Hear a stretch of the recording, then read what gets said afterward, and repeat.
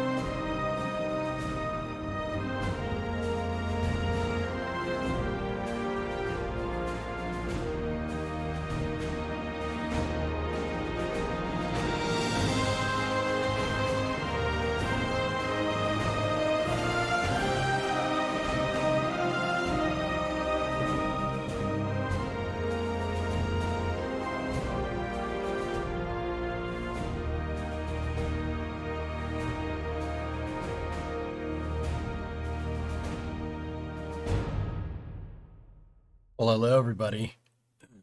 It is, was it Wednesday?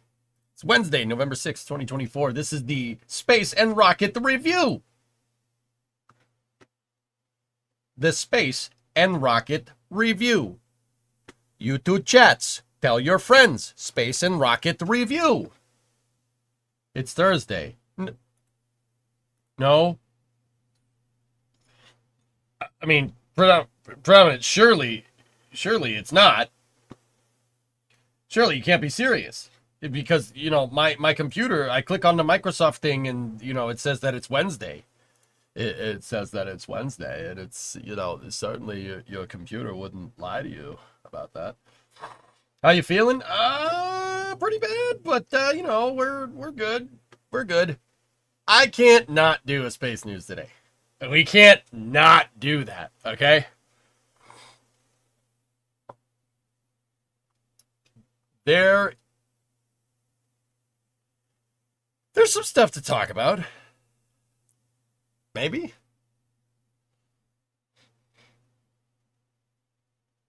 Hello, everybody. Just on a side note, yeah, I got to do the whole professional thing. Hello, everybody. I am EJ, your host. I am the only host of the EJ's Space and Rocket Review. You can tell I'm the only host because my name's in the title. Just saying. All right. Let's see. So, reflight of Booster 12. I don't think so. So, I got a couple of things that I want to get through just so we can get caught up on some things. And then there's the Starship news. The big news is that there are notice to airmen's. There are NOTAMs for Flight 6. It's net November 18th for another Starship flight. That is 12 days away. Coming off the heels of that, that's pretty cool.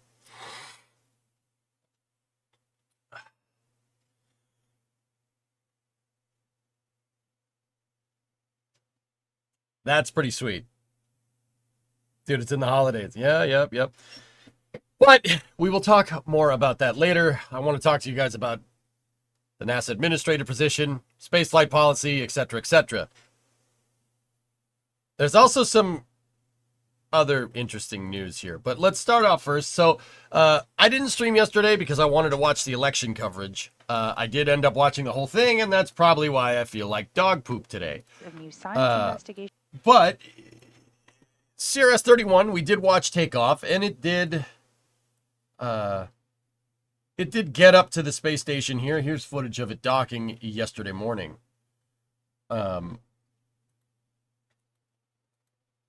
Here we go. So we got another Dragon up there. The reason why I wanted to show you guys is just for continuity here in the VODs and stuff.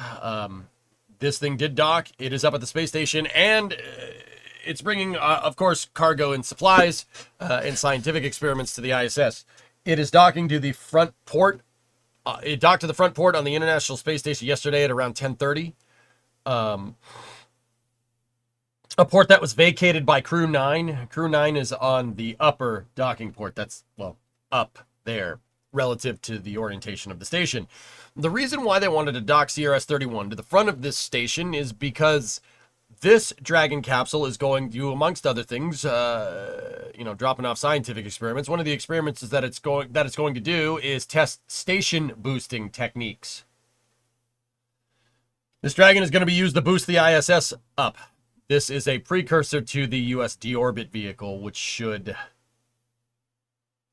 be docking to the same port per SpaceX. But that's coming way later. That's about 6 years away from the deorbit vehicle. Still pretty dang cool. They really just screen capped Windows, huh? There we go. You have a nice, comfortable dock. Very nice.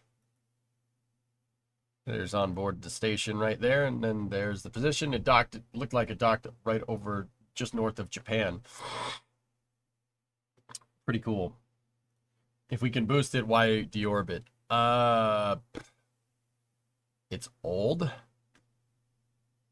Does the quicker trip to the ISS on this flight now make it so crew could arrive pretty quicker? It's possible, Gold Falcon. Yeah, it's definitely possible that could be a thing. Yep. Okay, so we're gonna get that quick news done. So CRS-31 is up there. There should be a station reboost sometime. Maybe this week. Maybe it's Friday. Maybe. Go at throttle up. Probably next week if I had to guess. So I'll keep you informed here. Dougie Fresh, 38-month resub.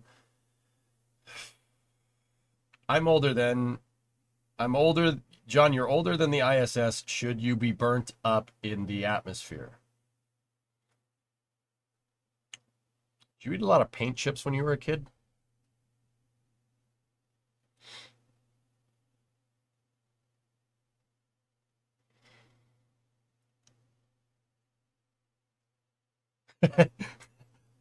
Why?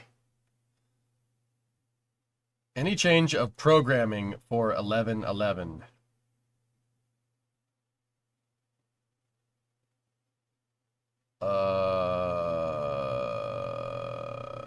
Should there be?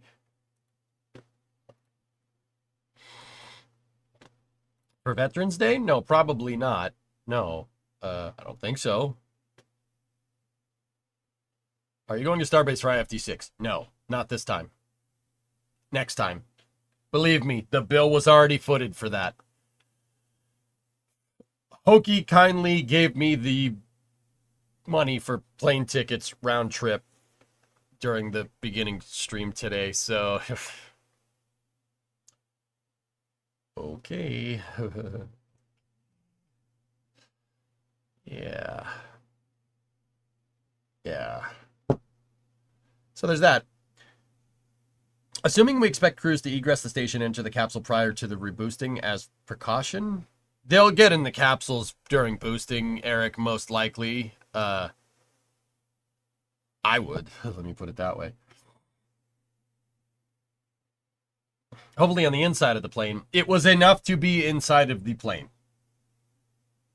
Yeah, it was enough. Bunk bedding with yak for IFT6. Yes, yak. I didn't hear what you're saying. Yeah, me neither. How far do you figure it's going to be boosted? Wife said probably on the paint chip thing. John, the ISS is naturally in a decaying orbit. It's about 270 miles by 270 miles, give or take. But it's naturally decaying, so it's always trying to re-enter. So they periodically boost it, and they boost the station up so it just stays around 270 circular, around 400 kilometers for everybody else. So I have no coffee left. Damn it. Water. Fine.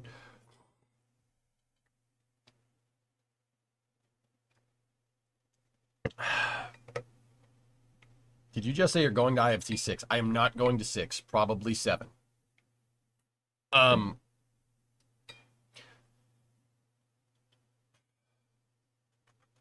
Sorry. Where was I?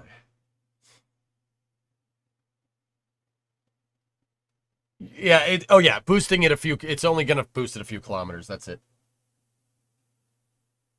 And me neither sounded like Mark Wahlberg, so Boston of you. I mean, that is where I'm from, so. And would you IRL stream it? It most likely would be coverage with NSF, but we'll see. Maybe.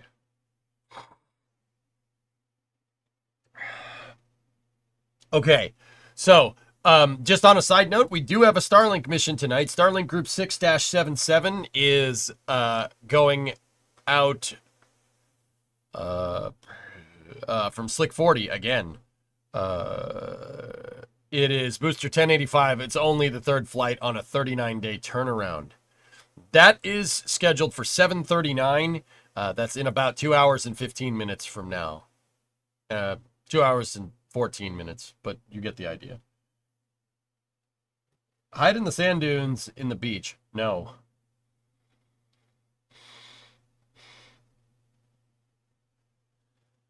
What was the one that scrubbed the other day? I think it was this one. I think it was 677. This was supposed to be tonight. Discovery, go at throttle up. Oh, it is quote unquote tonight. Oh, maybe we'll just recap that one on Space News, but we'll definitely watch this one.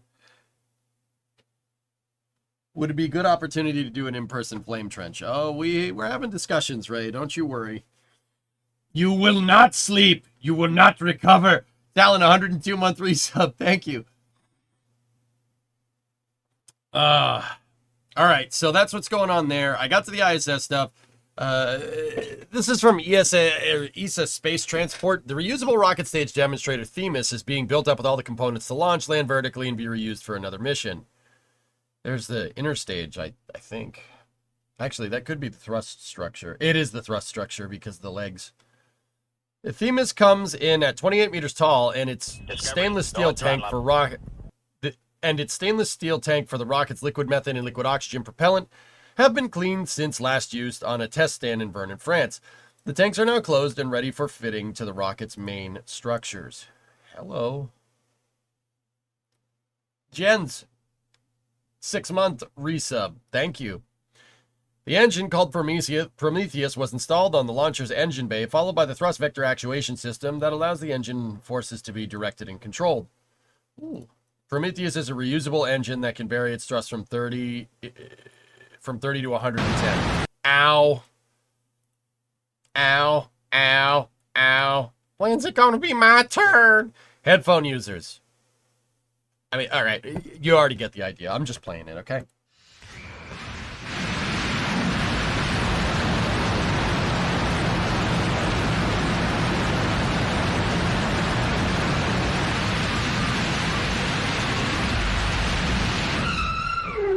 Hit the brakes!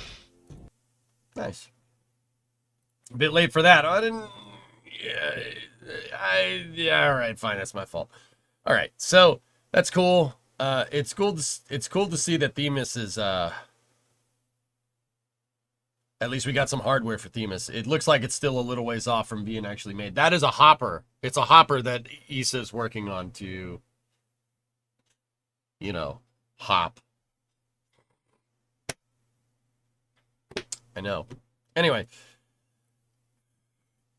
So, the next bit of quick news here is Gitai, our favorite robotics company that was Japanese and now it's just American. They were turning American. They're really turning American. They really think so. Turning American. I think I'm turning American. I really think so.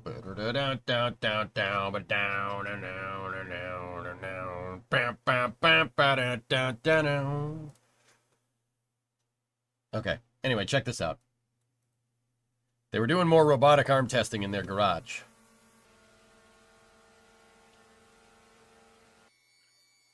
And they're moving around to Dragon 1?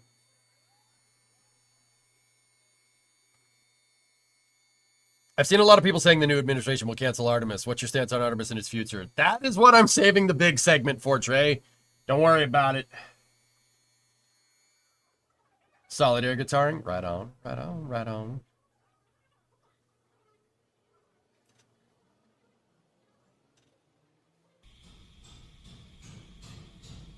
It's on wheels.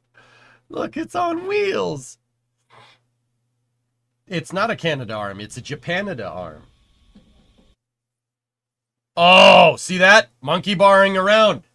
The Canadarm, the space station remote manipulator system does this. You guys look how it plugs one side in, the other one undone.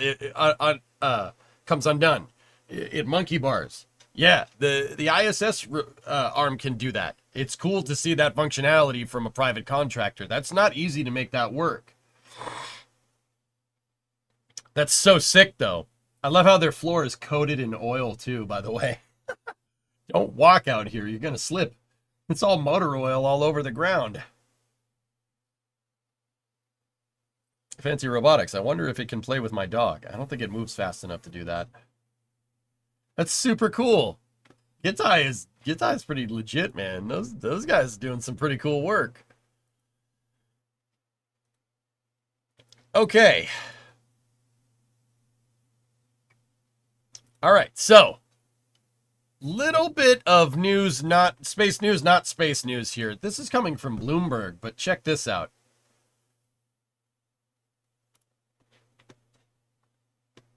Take-Two sold Private Division.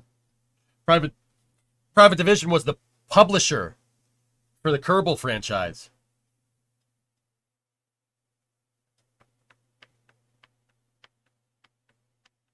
Yeah, how about that, huh?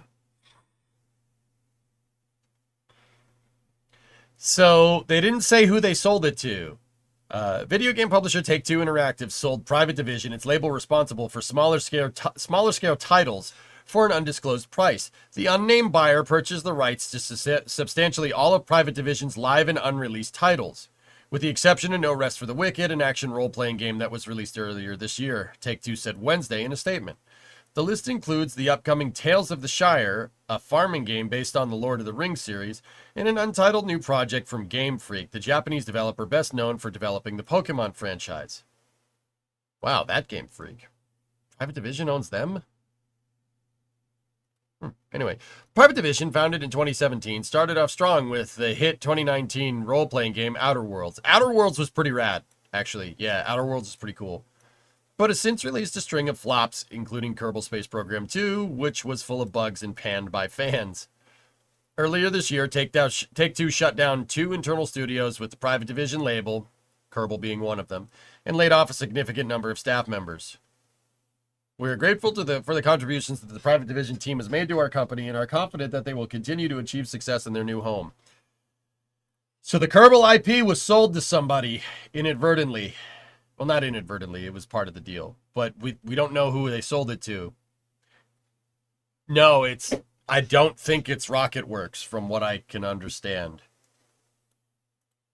Source, I asked. Where are my little green men? Where are my little green men, Jeff? Possible good news for Kerbal. We'll see. We'll see. But, yeah, interesting. We wish them well in their new home. Uh-huh. Need to correct that. Take-Two doesn't own Game Freak. They're just the publisher. Okay, cool. That is a good source. Yeah, I asked. I asked because that was the first thing that popped into my mind, Hibbit. But as far as I can tell, that's not a thing. Unfortunately. Just a poopy situation all around. Make a better game next time. Or don't. Whatever. Anyway, Kitten Space Agency is... Yeah. Yeah, you should follow that. Yeah, you should follow that. Maybe whoever brought Private Division can sell the KSP IP. Well, we don't know who they sold it to, Phil, so... I don't know. Even if KSP found a good developer, the IP is such a bad reputation now, it's absolutely done. KSA is the new thing. Yeah. We'll see. Would it be worth buying the IP to get assets? Would that even work with the new engine? I would just want the name brand engineer. I think that there's a lot to the Kerbal franchise. It is brand recognition. Uh, so, Private Division did own the KSP IP. Yes. Yes, they did. So, very interesting stuff here. Now, that's all the quick news. So, which one do you guys want first? The space policy bit or the Starship bit? Because they're kind of both go hand in hand. But Starship bit, space policy, save Starship for last. I kind of agree with you. Policy, please. All right, so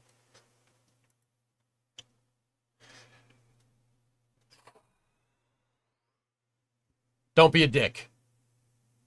I'm taking a great risk doing this segment here on the stream. So please, do not be a gigantic douchewaffle. Okay? If you're watching with your kids, don't worry about it. Kids, you'll figure out what that means later. Okie dokie? All right, so if you've been living under a rock, there was a U.S. presidential election last night.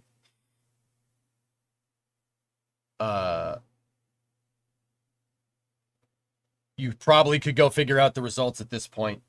So everyone has been asking me, like my DMs blew up this morning. Good amount of messages. You know, what does this mean for NASA?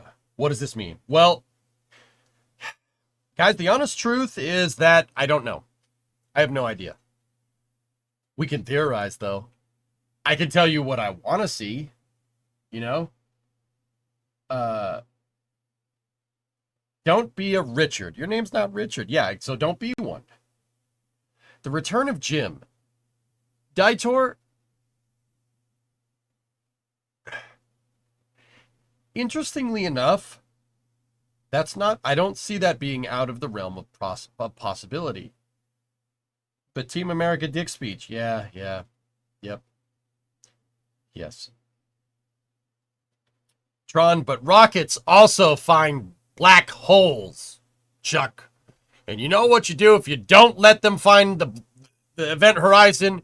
You get your rocket and your event horizon all covered in cosmic dust.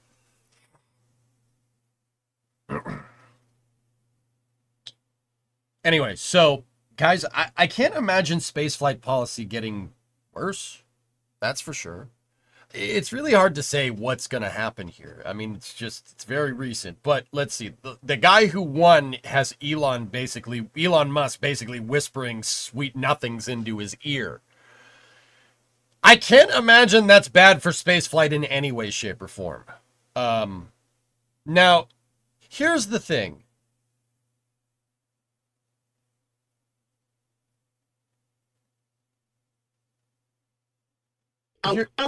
This is space. I'm in space. Bad for SLS. I don't think so. I don't think it is. I really don't think it's bad for it. It depends on who the administrator is. Let me put it to you like that.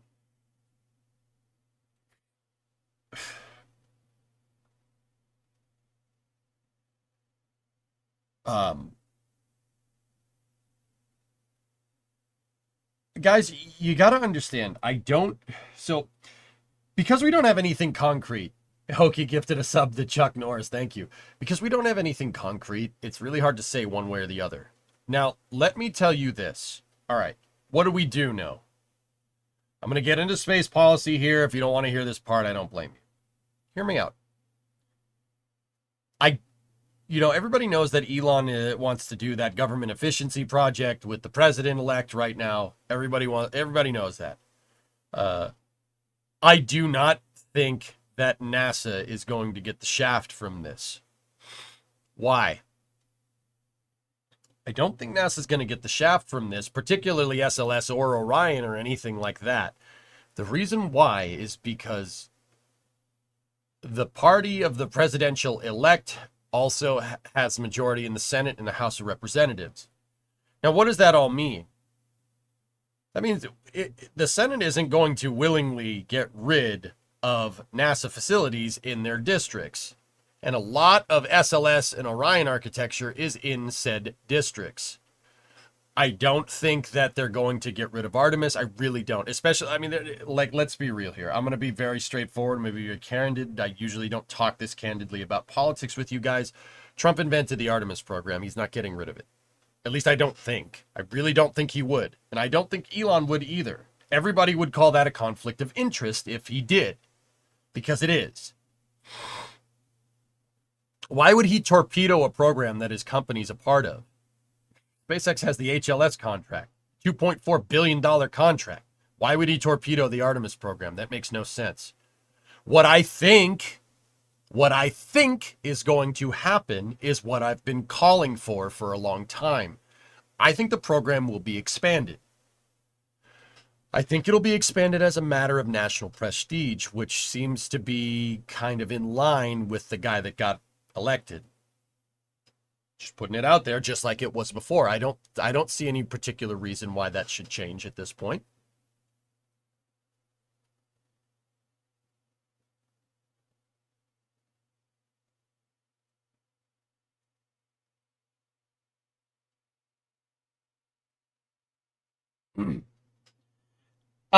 Fellas, look, I'm not going to be candid with you guys about this stuff if people can't take it in chat. If you guys don't want to hear this, let me know. Or I'll just stop. I really don't care what people have to say about the president-elect or the not president-elect. I don't care. I'm here for spaceflight policy, and I'm going to tell you what I think because I was asked. If you know, if you're going to come in here and you're going to say, frick this guy, frick that guy, frick this guy, I don't want to do this. I'm not going to lie to you. I'm not going to. We could just move on to the Starship stuff, you know? So, please, I'm asking, please, don't freak out. Just listen, okay? If you don't like it, that's fair. I don't blame you. If you want to shut the stream off, go ahead. It's not a big deal. Just I'm asking, just please be cool. I'm trying to say what I think because people are asking, okay? Anyway. All systems, don't worry about it. Be cool, honey bunny. Be cool, Yolanda. Be cool like the Fonz. Any chance to bring Jim back to NASA? Well, that brings me to my next point. With all that being said, guys, I don't think Artemis is going anywhere. I think it will be expanded. That's really what I think is going on. And don't get me wrong, I'm not here to say, you know, this person's better because they got elected. I said I would give you guys my opinions about what's going on with the spaceflight industry, regardless of who got elected, okay? So, I think the program will be expanded. Why do I think that? Well, like I said, I think it's a matter of national prestige. Will it be expanded with Starship? Who knows? I don't know. One thing I can tell you right now is that the Artemis program needs help. It needs help. It needs better leadership. Bill has done an okay job. It's pretty good given the circumstances. But there needs to be goals. There needs to be deadlines. And I think that that's what will happen if we decide that space policy is important on the national stage.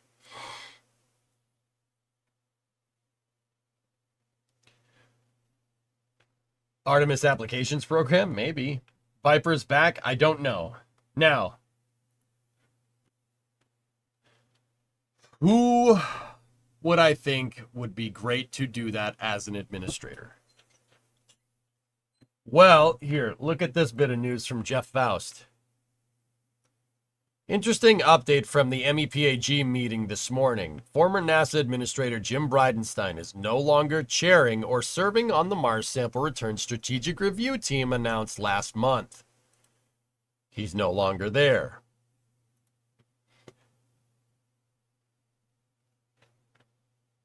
We'll get to questions later, Daytown. Jim left the Mars Sample Return Strategic Review Team. Or Mars Sample Return Strategic Review. Yeah, he left. He was appointed there a couple of weeks ago. Uh, he's not there anymore. Now, did he resign yesterday? No, from what I can tell, it was about a week ago, interestingly enough. Now, I don't know what that means. First he was appointed there, now he's disappointed there. I think it will, Waymill. I think it will. Yeah, pretty much, King. Especially when you have Elon whispering in his ear. I really don't think, I think Artemis is going to be fine. At the very worst, it's about the same. At the very worst. And then SpaceX just springboards like crazy, which I still think SpaceX eclipsing NASA capability completely is an extraordinarily bad idea. That's not a good idea at all. I mean, don't get me wrong, I'd be super excited if that happens, but like I said, we're in a position where we potentially don't have to choose one over the other. And King, I might be presuming, but I'm pretty sure that there's a good amount of people in chat that kind of think having a national space program that's agnostic, not agnostic, that's kind of redundant, dissimilar to whatever SpaceX's endeavors are, is something that a lot of you guys probably would want. Am I in the ballpark?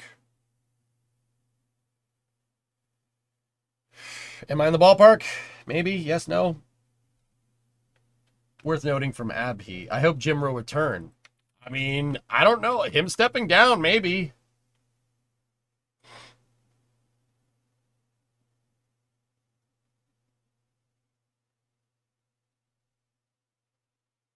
What's Abhi saying? Does Elon get to be the new guy to go nuclear on the FAA? Dude, I don't know, man. Wildcard administration nominee, Gwen Shotwell. I see a lot of people throwing that around. I do not want any SpaceX employees moving to NASA administrator. We need look for ex-SpaceX employees. Hans Koningsman, maybe? That wouldn't be a bad idea. He probably wouldn't do it, though. Crazy launch only 12 days away. We'll get more to that in a little. We'll get more to that in a little bit. You want Tory? Tory would be great. He'd be a great administrator. But also he's the CEO of ULA. Conflict of interest. What about our old Bezos idea?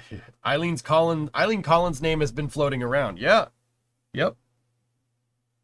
Can you make me the NASA administrator? I don't know. Do we know enough people in the spaceflight industry? I'd do it. Sure. I'd do it. Drop ULA for NASA, easy, yeah. When I met with the NASA Commercial Resupply Services staff, she told me that NASA loves its redundancy and right now sees itself as the agency responsible for creating a lunar private market, just like they did with Leo. That also goes into Viper, but that's for later. NASA, we need... Look, Arsenal, I'm about as capitalist as they come. I want the commercial market to do its thing. I want SpaceX to succeed when it comes to spaceflight economics, right? Absolutely. We need a redundant national space program. If there's no national space program and no long-term goals, the commercial market has nothing to strive to. And unless you want to just sit here and saying mining the belt is a promise from commercial companies for the next 20 years and then nothing to come of it, that's basically what would happen. Once again, SpaceX is the exception to this rule. They're an anomaly in the commercial contractors side when it comes to launch services. Look at other commercial endeavors from Commercial Crew. Those didn't end as well. In fact, if SpaceX didn't exist, we'd be royally screwed right now. Right? Adrian for the head of the FAA. What if Blue buys ULA? I'm not sure what... I mean, maybe if Blue buys ULA, then if Tory Bruno frees up his job title, sure. Any astronauts or politicians you might see as a possibility? I'll get to that in a second. That is less focused on providing in-house rockets, but still doing that. Also, that's Congressional Research Service, not crew resupply. Okay. Definitely don't think Artemis nor SLS would get canceled. As much as people harp on bloat, it keeps jobs and politicians in Congress. will be hot on the coals if they axe them. Bingo. With a Republican majority in the Senate and the House, Josh, there's no way the program that's in a lot of Republican senators' districts or representative congressional districts are going to get axed. That's not happening. Anybody that spouts that nonsense is just doom posting. It's not, that's bullcrap. It's not going to happen. And look, if it does, come back to this post and tell me I was wrong. Or come back to this post, come back to this space news, or you could just laugh at me later. I'm willing to put my reputation on that. Sure, absolutely. Discovery. And once again, I don't have any inside sources, guys. That's just kind of what I'm looking at here, you know?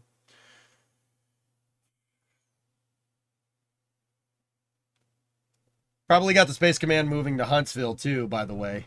All right. That's a good idea. Do we have a date for the next Starship? We do.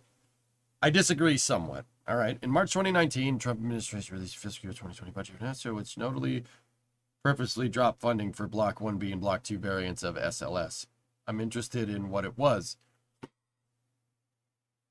They shorted the Block 1B and Block 2 variants of SLS, Yuri, in 2019 because they were trying to get Block 1 working. Why the heck are you spending money on iterations of a rocket when the first iteration doesn't work?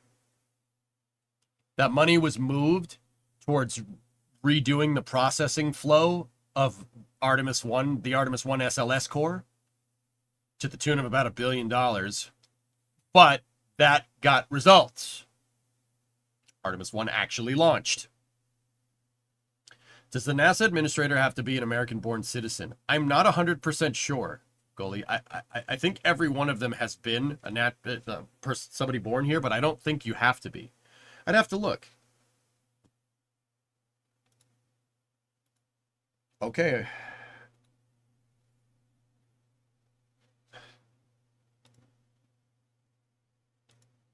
Okay.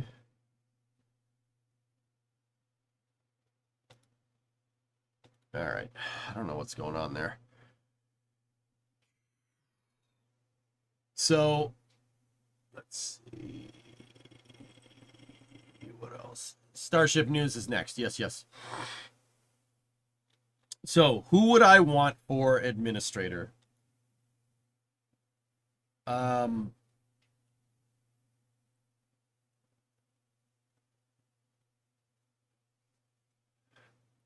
Jim wouldn't be bad. It wouldn't be bad bringing him back. If I had to choose, Mike Griffin would be, or Greg Autry would be my two choices. You need somebody that's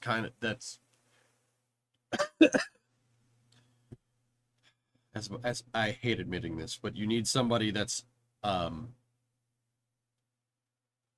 member of the same political party. That's why Bill Nelson was such a good idea, because he knows that, like, it wasn't the worst. There were times where I really, really didn't like things that Bill did, but that's the idea. You need, as Jim said when he left in 2020, you need somebody that's close to the president. You need somebody that sees eye to eye on things, or at least with the vice president. That's very important. NASA Administrator Yak Bayer. Yeah. Hey, Red Munchkin, thank you for the raid. Sorry, I missed it. You have to be U.S. born or hold dual citizenship for the NASA administrator. Thank you. So do you think Artemis will speed up? Yes. Yes, I do.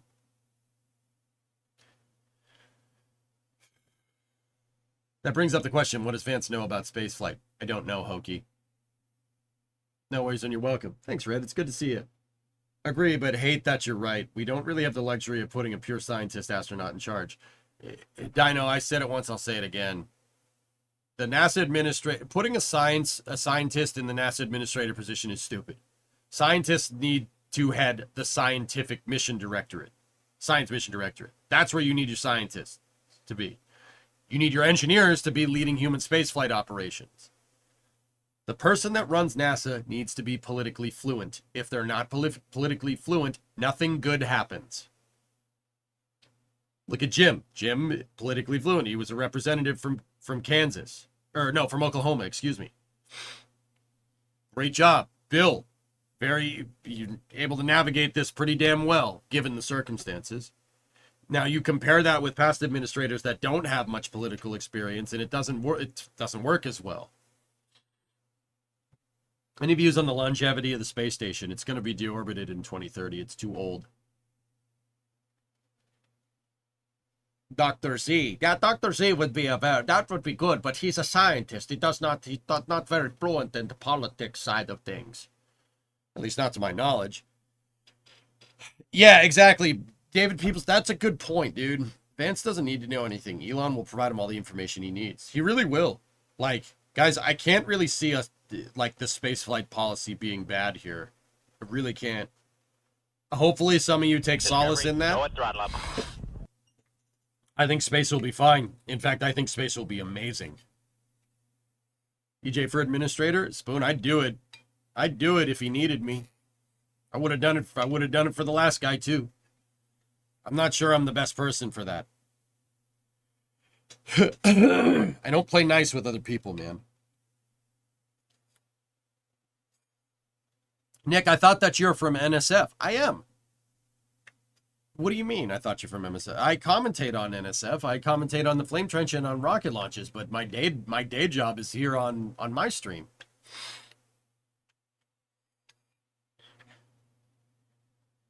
Peoples, David, I wouldn't make any friends, dude. I don't play nice with people that don't see eye to eye with me on things. That's why I work alone, and that's why I'm successful working alone. I'm kind of a lone wolf. I'm not that good of a team player. Anyway, I'm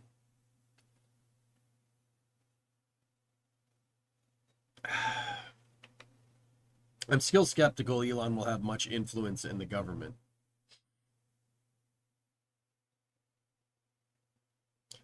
I mean, Joe, I don't blame you for your skepticism, but dude, and believe me, I feel stupid saying this. I'm sorry, I do. First and foremost, dude, I watched the whole election last night. I watched the whole damn thing. I was up till 5 in the freaking morning, and I'm also sick, which culminated in this fun. But I watched the acceptance speeches and the concessions, right? I watched Orange Man go up on there and he, talking about his acceptance speech, dude. It was like, I don't know, 30 minutes, and like 10 minutes of it was talking about Starship. Dude, now, once again, that is an indicator of nothing. If anything, we know the president-elect likes to squirrel. You know what I mean? Like, squirrel. Peanut, squirrel. But also, at the same time, he's clearly whispering in his ear. I think that, I mean, dude, why wouldn't you? He clearly knows what super heavy is. He said he watched it. He said he was talking with somebody and put him on hold for 45 minutes.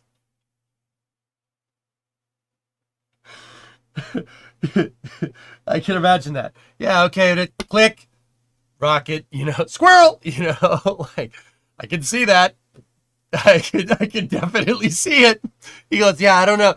I totally forgot who I was talking to. I wanted to watch the ride. I'm like, what is going on here? What is happening right now? So, to think that he won't have influence in spaceflight policy, I think it's a little. I doubt it, dude. Those two seem to be getting along pretty well, Squirrel,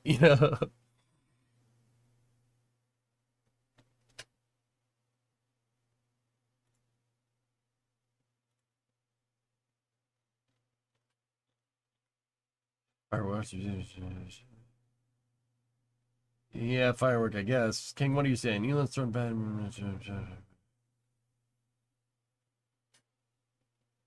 Yeah, dude. I mean, you described the catch in detail. Yeah, you saw that. I was like, huh. All right. Trey, you'd put a person on hold to see Starship get caught.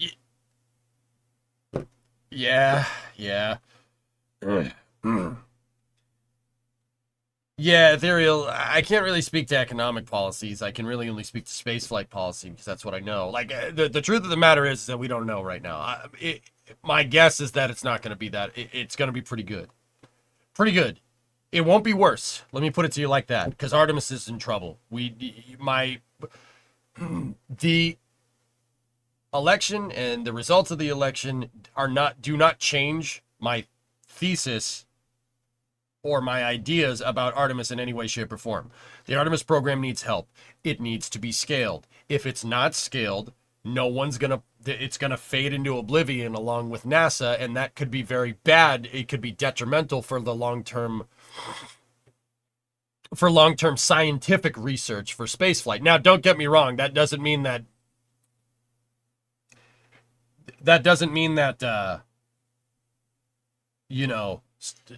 like, I don't see a scenario where Starship is getting held down in paperwork anymore, to be 100% honest with you.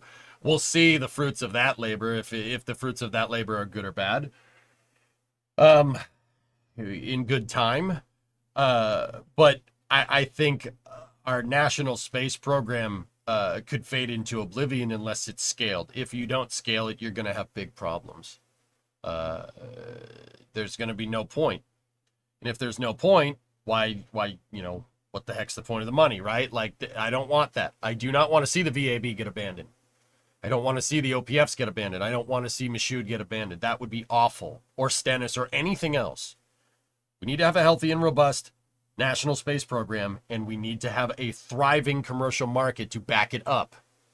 That's the most sustainable way forward. Does that cost a lot of money? Yeah, absolutely. Sure. Because the only thing better than why have one space program when you could have two at twice the price? And the only thing better than one super heavy launch vehicle is two super heavy launch vehicles.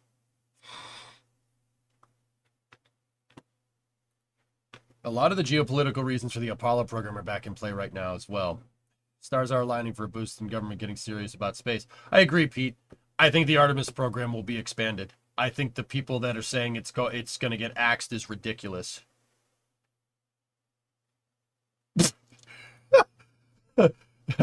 Baron, yeah. Oh, geez, I don't need to share that. The only reason EJ is happy is because the Starship VAB is more likely than ever. Guys, I am trying my 100% best to be completely middle of the road here. You come to your own conclusions. My personal opinion here, I do not think that Artemis is in trouble at all. It's in trouble in that it needs to be fixed.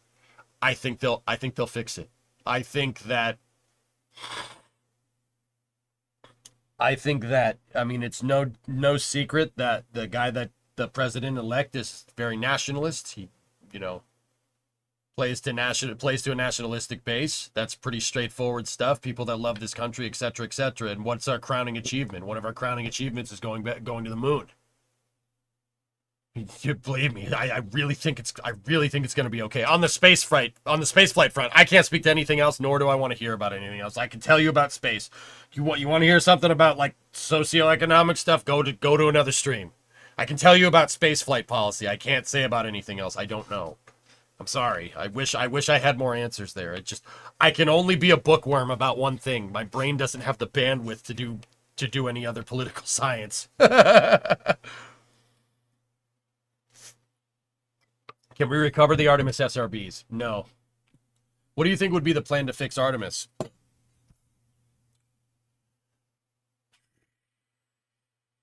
I agree, Doom. That's what I mean by playing to a nationalistic base. I really think that that's what's going to happen, just like it did before. Ben, I think so. I really do. Honest opinion. And if I'm wrong about this, guys, remember this. Come back and laugh at me. Tell me I'm wrong. Because if I am incorrect here, I've made there's a catastrophic piece of information that I've missed.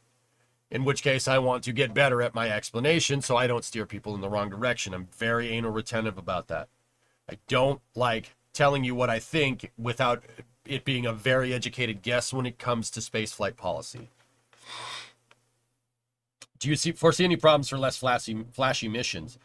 Jim, here's the thing. If you develop your spaceflight architecture and systems engineering and long-term roadmap correctly, your flashy missions will feed to other missions. So the less flashy missions are precursor missions for the really, really high-profile missions. If you intertwine them and get them to work together and make all your NASA centers dependent on one another, like what we did during the Apollo program, the system works. I think that's what's going to happen. I really do. Making spaceflight a national priority with the National Debate. The 250th anniversary of independence is in 2026 in the middle of the presidential term. It's not an accident, Dino. Yeah, that's a really good point, dude. Yeah, that's what's going to happen, dudes. I'm pretty dang sure.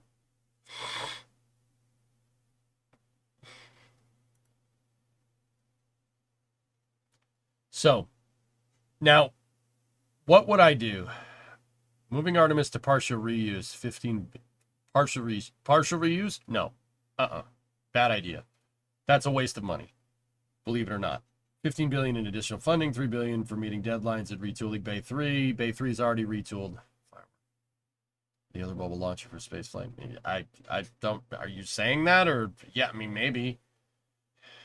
The other side is that a lot of my NASA friends who work on Exploration Ground System, SLS, and Artemis say that Elon is public about his view on SLS. Either he's going to push to make SLS more sustainable or just move Orion to Starship with a modified upper stage. I highly doubt that that will happen, Baron.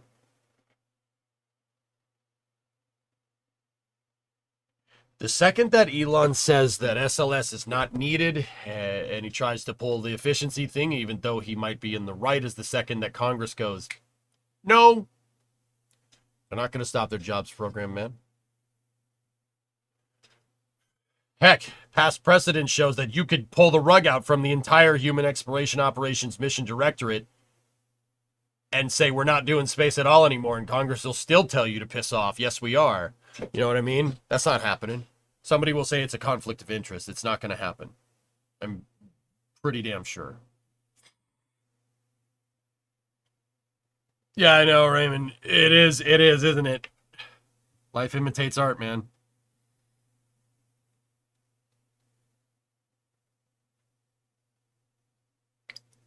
Yeah. Will the ESA master reuse before China? Well, we showed that Themis is actually making some good progress. We'll see. So the USA on Mars in 2026, you think that'll be the plan?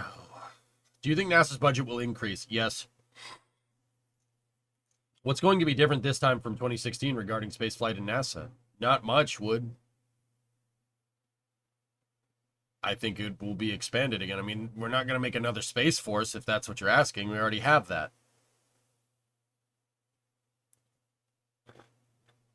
Public sector is better than giving NASA more money. Private sector, Blue. Okay, I was going to say...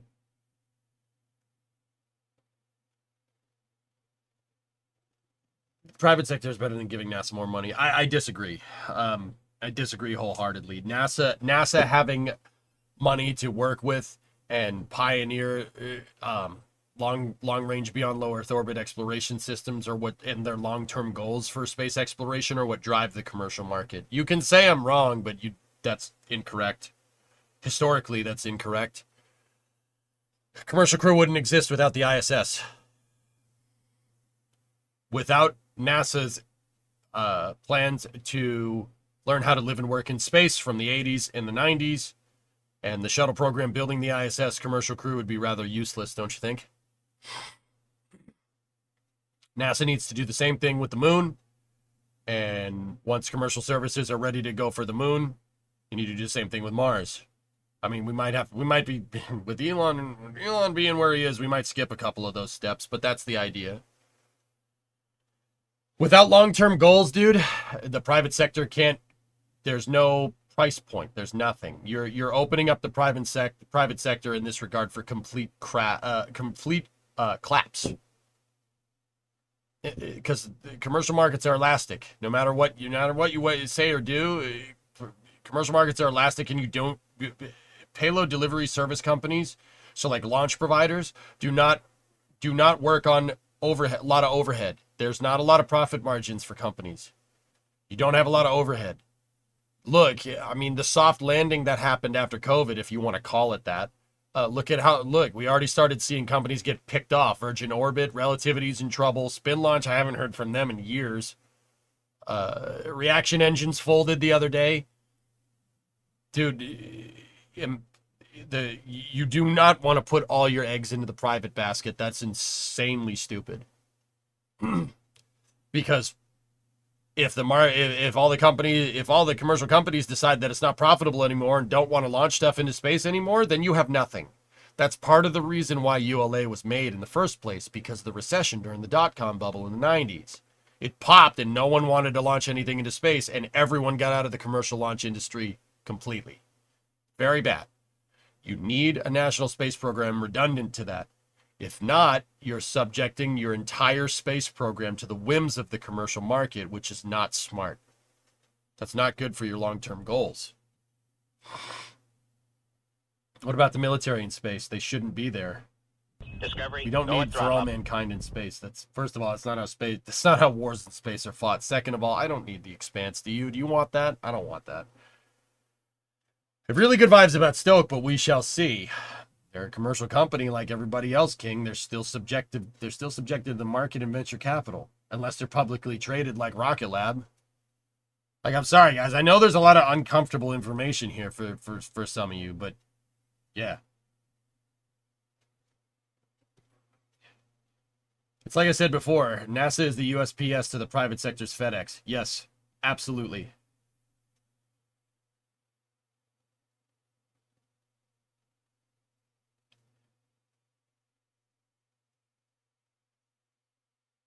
Yeah, Josh, that's a good point. By the way, talking about Space Force, we got a timeline now. They're going to publish the draft EIS for a block buy of Space Force operated starships by the end of the year. Oh, crap. Okay. I'm still waiting for the Astra sweep. That already happened, though. But the military wants space badly. Look, you want my honest opinion? I've been more candid about everything this one stream, but I mean, it's me. Like, I've been more candid about this one stream than I have in like the past 5 years when it comes to stuff. But still sick. Turbocharger works.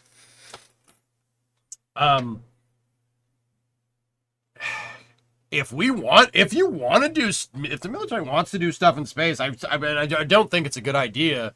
But if we're going to do that, you're running into a big thing. You got to worry about Kessler syndrome first and foremost, and then you also need to worry about an adversarial arms race. Part of the reason why the 67 Space Treaty was signed in the first place is because space is infinite. The cosmos are infinite. You will get stuck in an arms capability race in space. The space domain is huge. Incomprehensible to the average person. First it'll go to the moon, then it'll go to Mars, then it'll go to Ceres, then it'll go to the belt. I mean, if you want to do, that's not the most peaceful way forward, but if that's how we're going to get there, I don't think that's a good idea, but what do I know?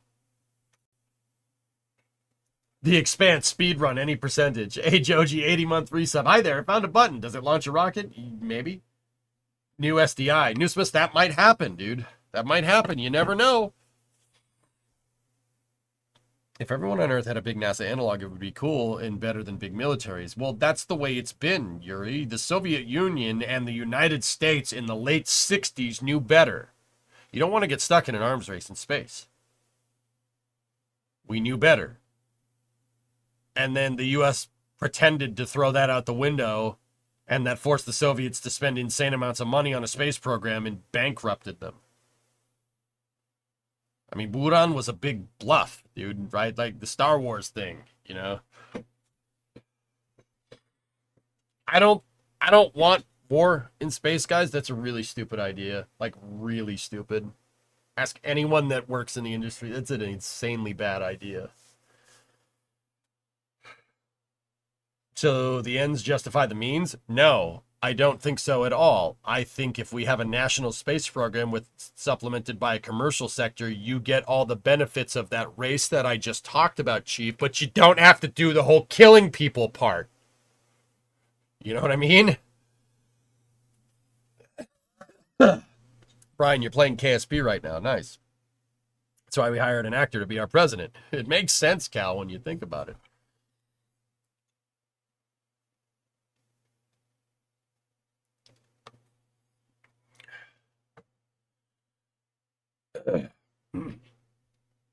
Aren't all presidents actors? Well, Alan, in the context of conversation, Ronald Reagan was a Hollywood actor.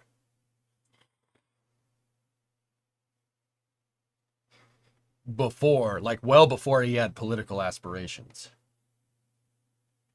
I get what you're trying to say, though. An interesting question, getting into speculation. What do you think are the odds of the ISS replacement now? It's too wide of a spectrum to say, Blue. I'll get back to you on that one. Ronald Reagan, the actor. Yeah, Cal, interesting, right? Yeah, Brian, I think that's the gist of it. Could SpaceX do it all alone? Sure. And they probably will, Squig. SpaceX, dude. SpaceX is about to go far. It's about to go far. 2025 is going to be nuts for SpaceX. It's going to be insane. It's going to be insane. I mean, yeah, buckle the frick up. It's going to be awesome on that front. Do you think Blue Origin's timelines for stuff like Blue Moon shift forward or backwards under the new administration? It's hard to say, Josh. Now, actually, that's what I wanted to talk about. What would I do? What would I do if I was appointed NASA administrator in January or February next year? Honestly, guys, what I'm proposing would delay the Artemis program. It would delay the Artemis program, but it would be a lot more healthy and robust of a program when I'm done. Here's the problem. The Artemis program is kind of in a slow crawl forward. It's in a slow crawl forward.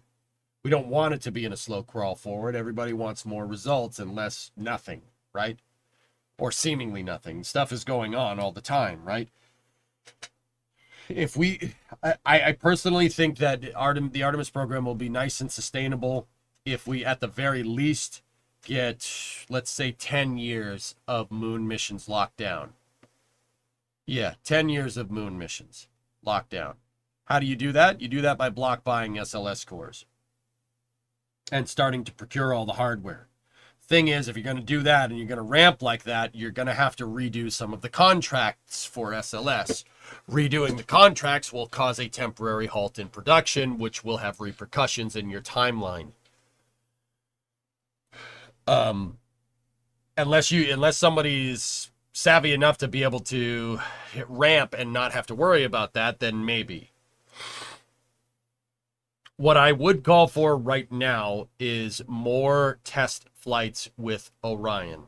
I want more test flights with the Orion capsule. The Orion capsule needs a shakedown. It's been in development since 2004 for 20 years, and it's never flown anybody, and it's flown twice. Unacceptable. Unacceptable for our long-term deep space aspirations. Put it on Falcon Heavy.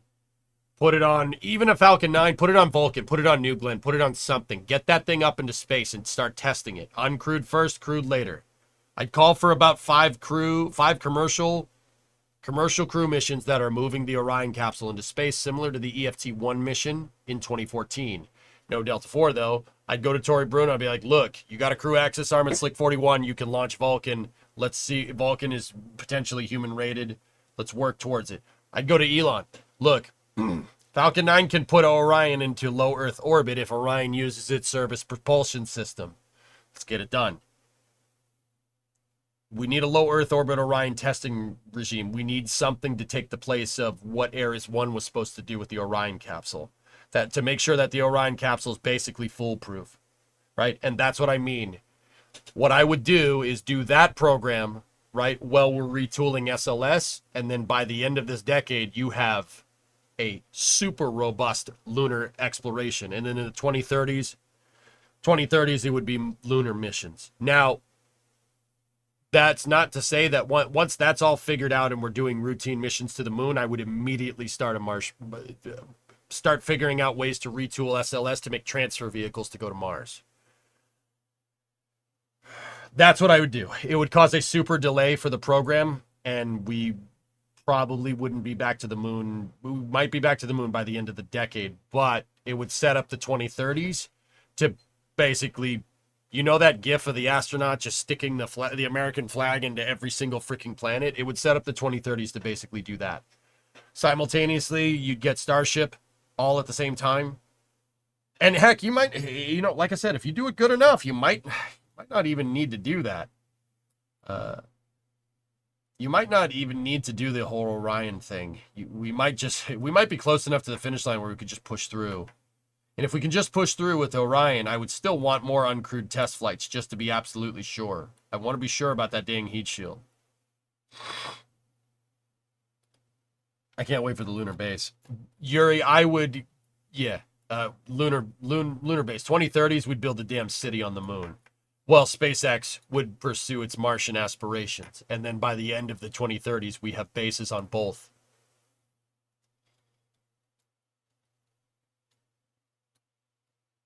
Yeah, Journey, me too. That's what I would probably do. I think Mike Griffin would be the right guy for that job. If it was me, I would want Mike Griffin to be the NASA administrator if he wanted to. Either that or Greg Autry. Homer Hickam would be a good NASA administrator. He's clearly likes the president. I mean, I don't know if you follow him on Twitter. He's been very vocal about that.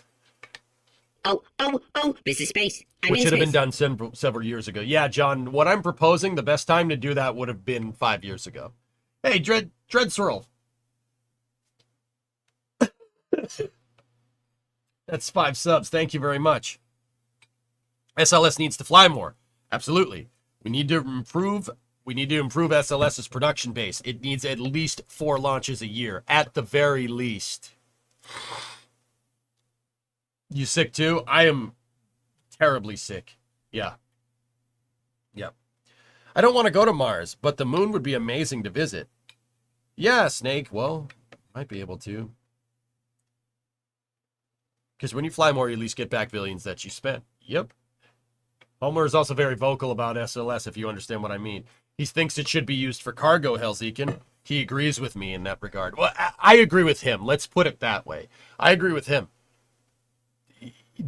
I forgot to say that part. I would take Orion off of SLS. I would take it off of SLS. I would go to Jeff Bezos and be like, yo, you need to launch the Orion capsule into space, dude.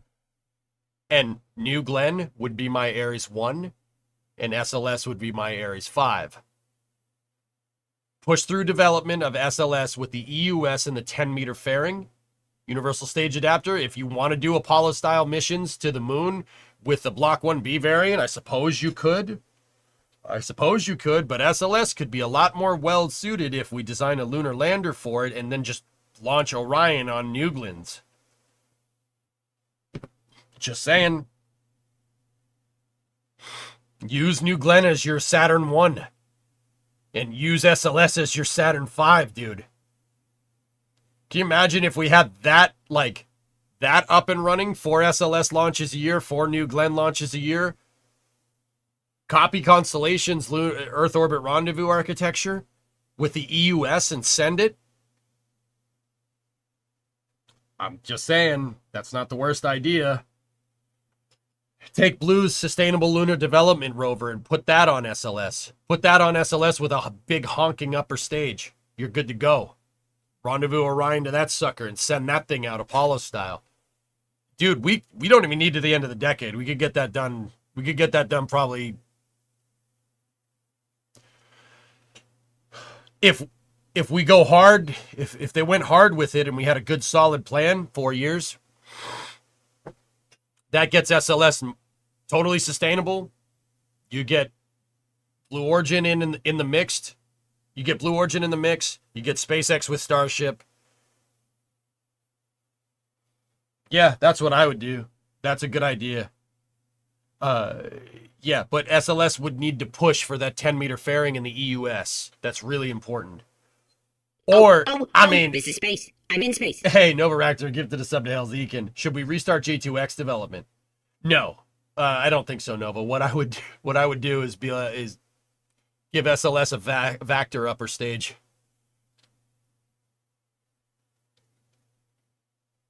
Yeah. What about replacing Orion's service module? That's too much to do all right now, Lazarus. Start with the ESM and then uprate from there. Do you think Vulcan would be a good fit for Orion? Either Vulcan or New Glenn, Milan. Pick one. I don't care. I would say New Glenn just because full reuse, but quad BE3U EUS. Yeah. Oh, Phil, can you imagine? Dude, would you even need 4? 2 of them would be fine. 2 of them on an EUS?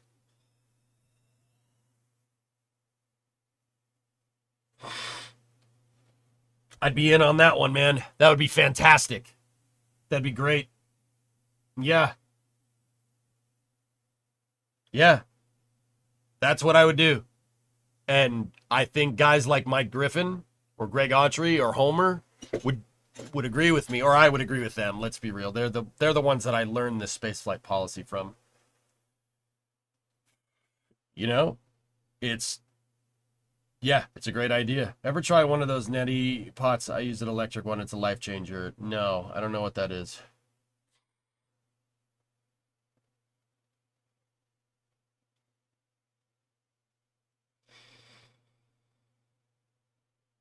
But yeah, that's where I'd go with that. And all the while you have the Starship program waiting in the flappy wings. You have it waiting in the wings, man. You have that thing waiting in the wings, and then you have a healthy national space program with New Glenn acting as your Ares 1 and SLS cargo, Block 1B cargo acting as your Ares 5 with an uprated second stage.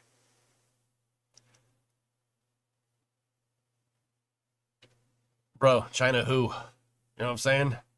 That'd be great. And then on top of that, you have ULA Cislunar 1000, which may or may not happen. You have Sustainable Lunar Development. You have Starship HLS on top of all that. Dude, that's game, set, and match, baby. The Raptor 3 EUS, though. That'd be pretty cool. Discovery, go at throttle up. RF engineer for crew Starship. Yep, there you go. Squish, hey, man. 76-month reset. Hello, fellow space fans. I hope you're having a good day this very non-rule diverse day. On a totally unrelated note, I hope NASA will be well funded. That's what we're talking about. I think it will be.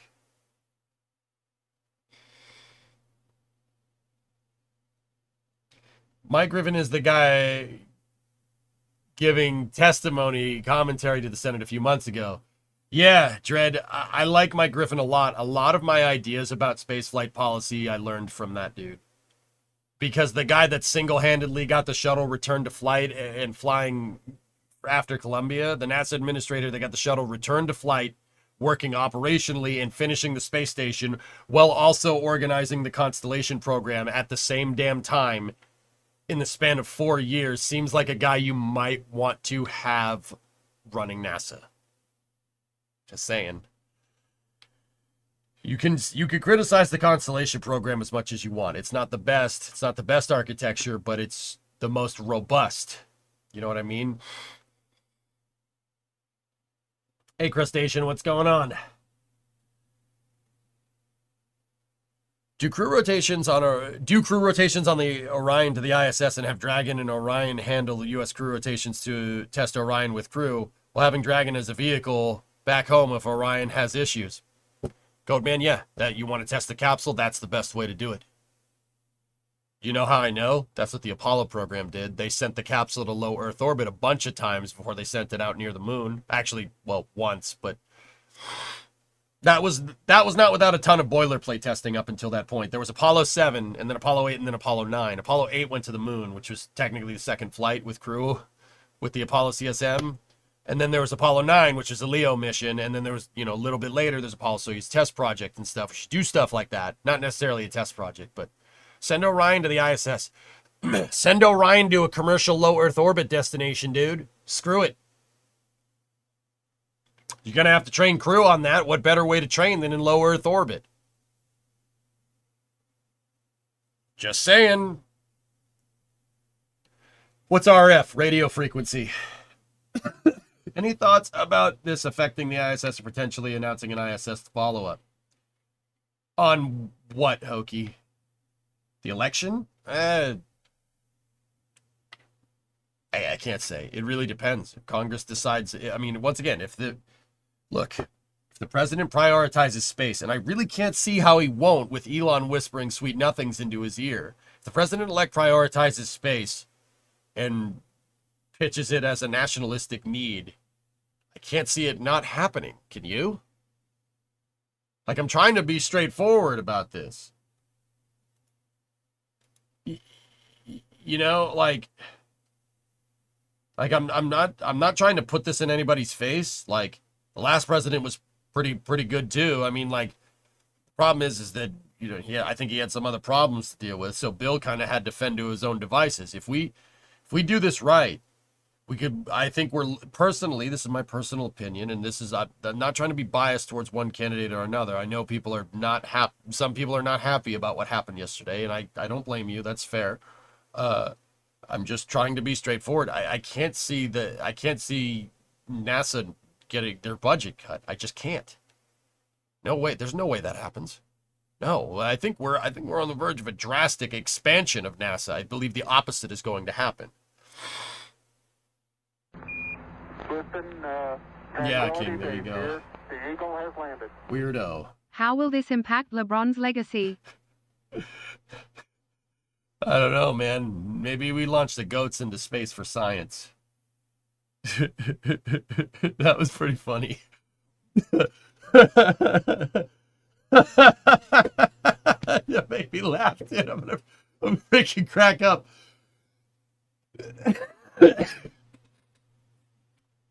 Wait, what? What is this? Who linked this? Creeper, what? What? No, no.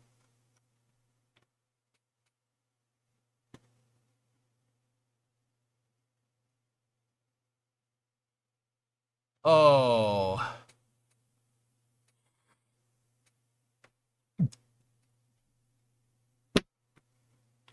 Oh, Pete, why?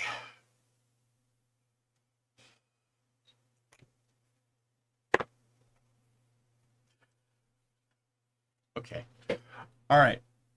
You guys ever seen Silicon Valley? You ever see Silicon Valley? You know the episode where Dinesh and Guilfoyle are talking about Richard and they think Richard's being a jerk, and they come up with the segment, you know. Tranquility Base here. The Eagle has landed. How will this affect the trout population? I don't know. Mike Trout's a baseball player. Oh! You know that episode of Silicon Valley where Dinesh and Guilfoyle are talking, right? And they don't like what Richard does. They think he's a jerk, but they want to be critical of him, but they know he's a nice guy. So they say Rigby, right? Richard is a nice guy, but, right? They say Rigby. See the Rocket Lab channel in the NSF Discord. Please tell me it's fake. Oh, God, it's fake. Oh, thank God. Oh, thank God. Wait, the president-elect is going to make us work now? Oh, come on. Oh, thank God. Oh, thank God it's fake. I was gonna say, that's why you don't rely on commercial completely. But it's fake. Point still stands, though, but thank God. Thank God. Beartos, thank you for the raid. Rigby, though.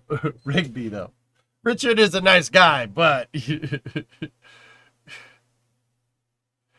Okay, false alarm. It's fake. You can go to the site. Okay, all right. Good. Good. Good. I almost blew a gasket there for a second. He's hacked. It's okay. It isn't, but it's okay. All right. Good. Good. Good. Good. Good. My heart skipped a beat. I was about to go off, man.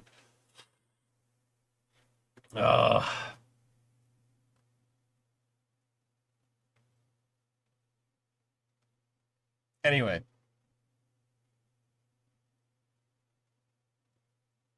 Did he just get hacked? No, he's just broke. No, Rocket Lab is actually doing okay. The same thing happened to Sarah Gillis's account. Yeah, Methuselah, I saw that. Yep. I was gonna say Rocket Lab, why? Go and throttle up. Razak 95-month resub space.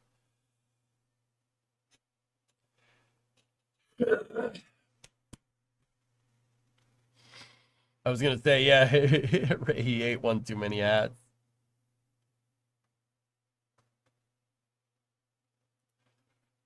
I don't know if you saw, but Cities 2 added another option to disable tile unlock and maintenance cost if that changes anything.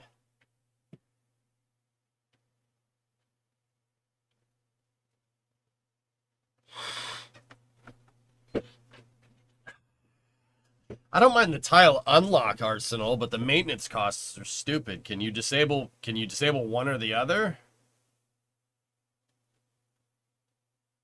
Kitten submarine. Yep. Yep.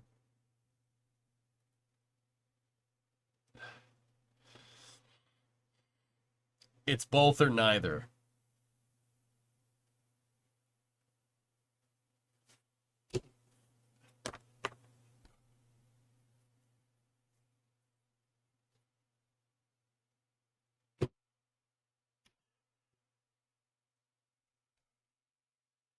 Do these people play the game that they're working on? Do they play it?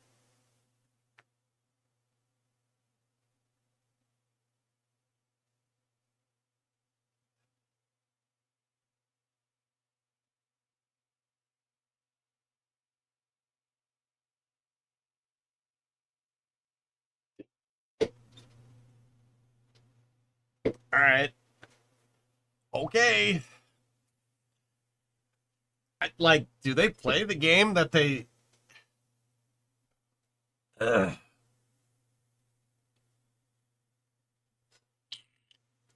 Why?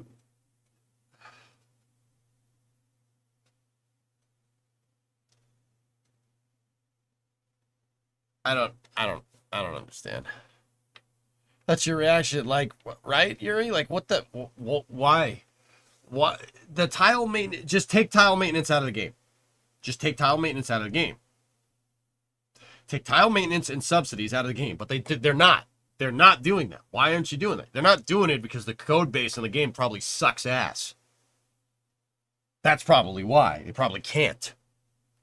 In which case, you probably don't want to buy some death sticks. You should probably go home and rethink your life. I'm going to go home and rethink my life.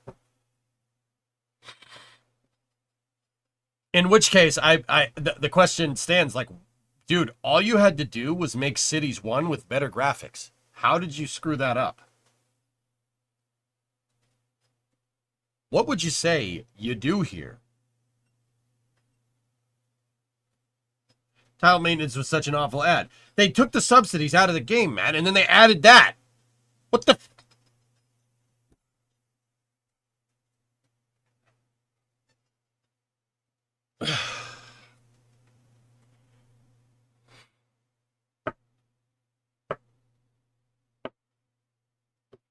I don't get it. I don't get it. I don't get it, bro. I don't get it, homie. It doesn't make any sense. All right. Anyway, you know what does make sense? This video. Here, ready? Ready? Let me just make sure the headset is on.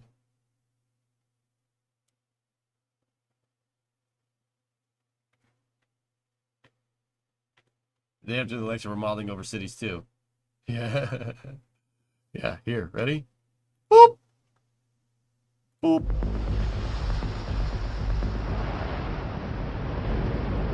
Attention all flight crew members, this is the final go, no-go poll for operations. The Flight 5 Raptor recap 1. video. Raptor 1's go. Raptor 2. Go. Stage 1.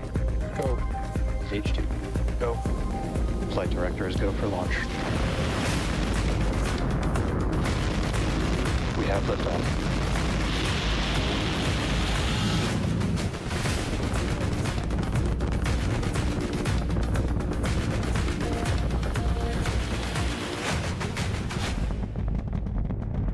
Oh, dude. Look at that freaking thing. Look at that thing go. Vehicles Oh my reaching goodness.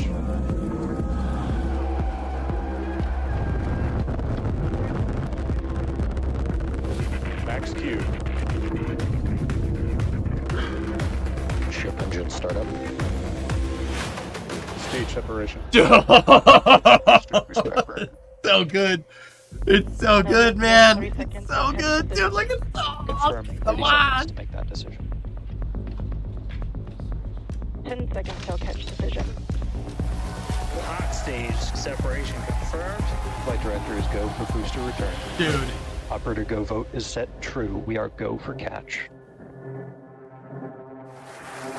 Booster coming in hot for booster catch. Booster FTS is saved. Spoilers, bozo. Jeez. Dude. And I ignite 13 of those Raptor engines, and this view is incredible right now. I can't wait for us to hear the sonic boom. Booster landing burn startup. Dude. Dude. Dude. Dude. Dude.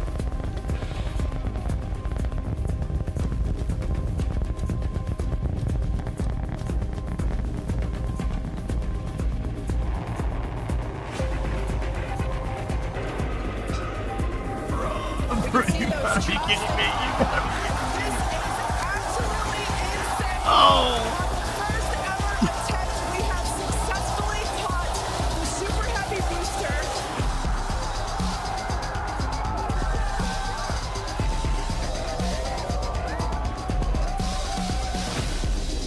Sevilla has caught the booster. Ship avionics power is launching nominal. Starship has entered the atmosphere. Starship is approaching the peak heating phase of entry. Landing bird startup.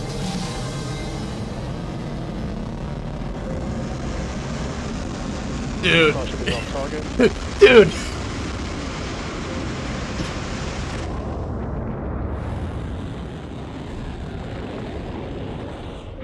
Starship has landed.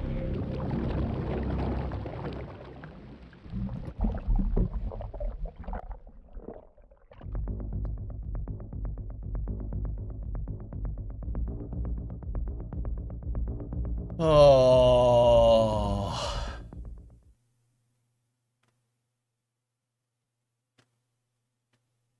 I just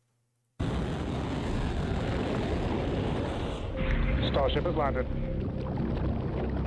that's pretty neat.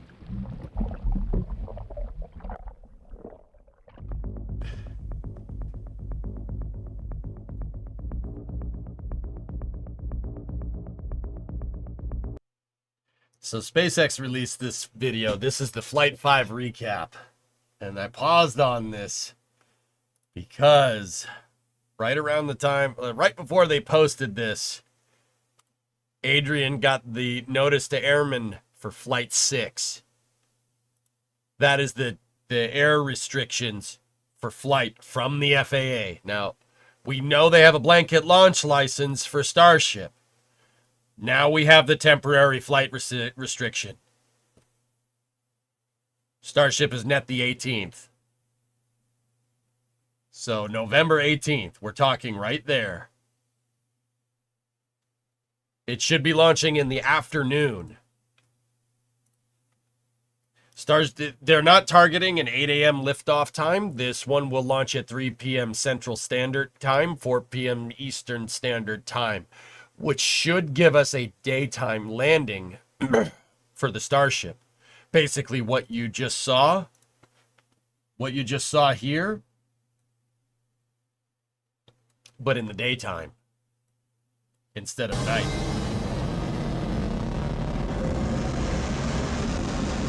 Starship is on target.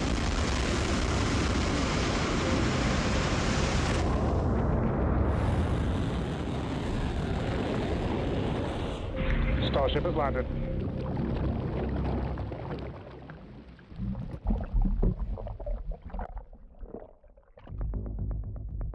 What the heck? Daytime where? Daytime for the landing, guys. I mean, it's obviously daytime in the United States, but it's going to be daytime for the landing, too. Lots of details on the website. Oh, yeah? The website that I already have open? Ho, ho. Here, check this out. So let's read. The 6th flight test to Starship is targeted to launch as early as Monday, November 18th. A live webcast of the flight test will begin around 30 minutes before liftoff, where you can watch here and on X, at SpaceX. You can also watch the webcast on the new XTV app. Okay. The 30-minute launch window will open at 4 p.m. Central. Okay, 30-minute launch window will open at 4 p.m. Central Time. So I got my time zones off by an hour, excuse me. As is the case with all developmental testing, the schedule is dynamic and likely to change, so be sure to check in and stay tuned on to our X account for updates. Come on now.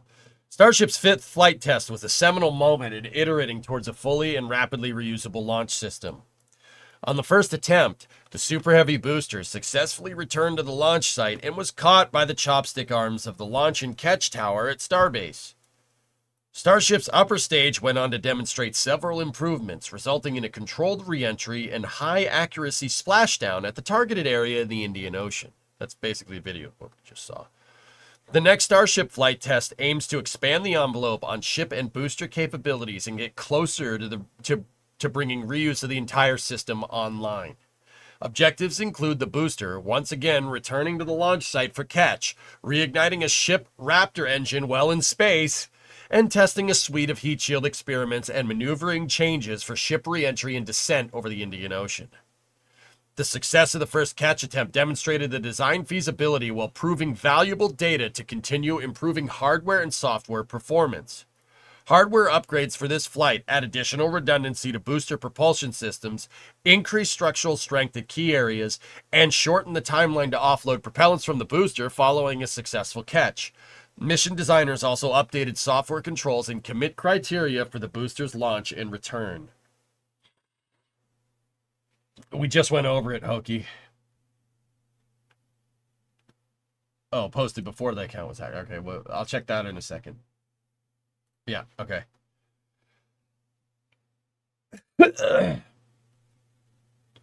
Analogous to the 5th flight test, distinct vehicle and pad criteria must be met prior to return and catch of a Super Heavy booster, which will require healthy systems on the booster and tower and a final manual command for the mission's flight director.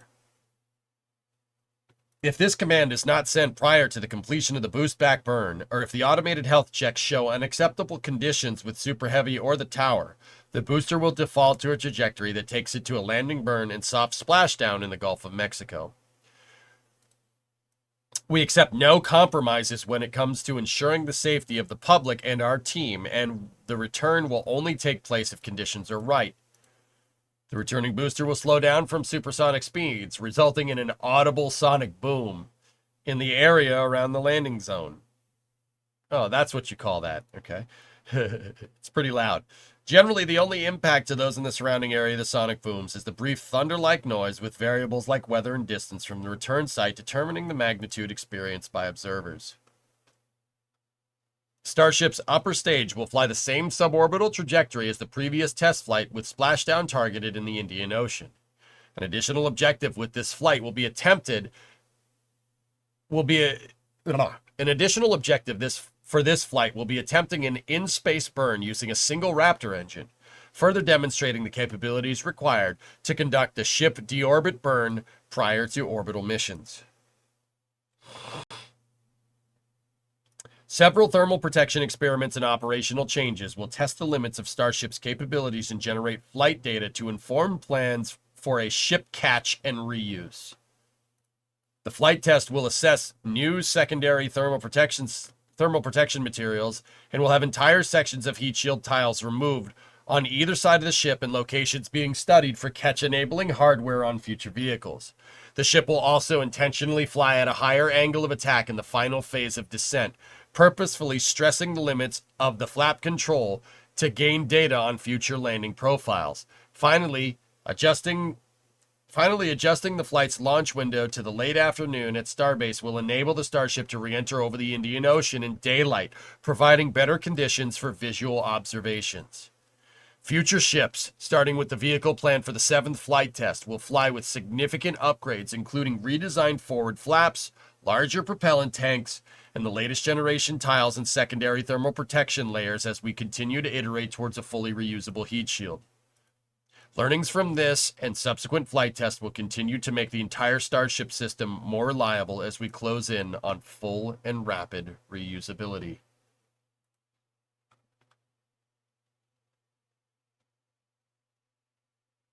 Well, that answers your question. If Flight 6 goes... That answers everybody's question. If Flight 6 goes right, Flight 7's orbital. She's going to be re-entering in the early morning over the Indian Ocean. Good, good, good, good. Ship catch next year.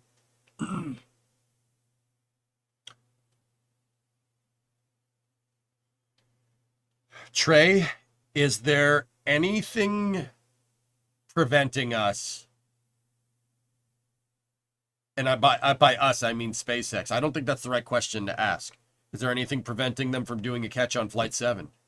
If Flight 6 is capable of doing its on-orbit, deorbit, burn, Flight 7 can go full orbital. If Flight 7 goes orbital, why not try to catch that? Or at least land it off the coast of the Gulf of Mexico.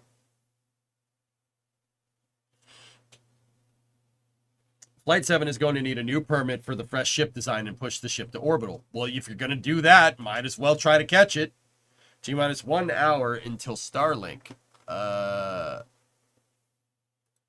thought it was at 6 or 7:30. Hold on.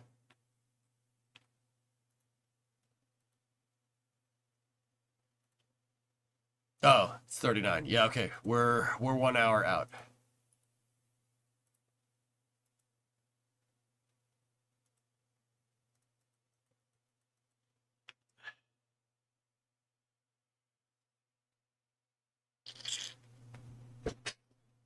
Anyway, you can't turn around the orbital flights, so you have to fly over land.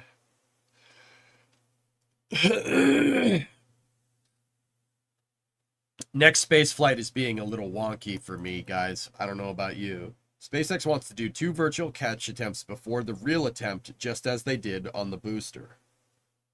So why don't those virtual catch it? Well, we've already seen 1,000.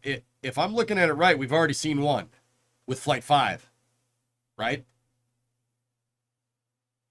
So Flight 6 would be 2. So why not Flight 7?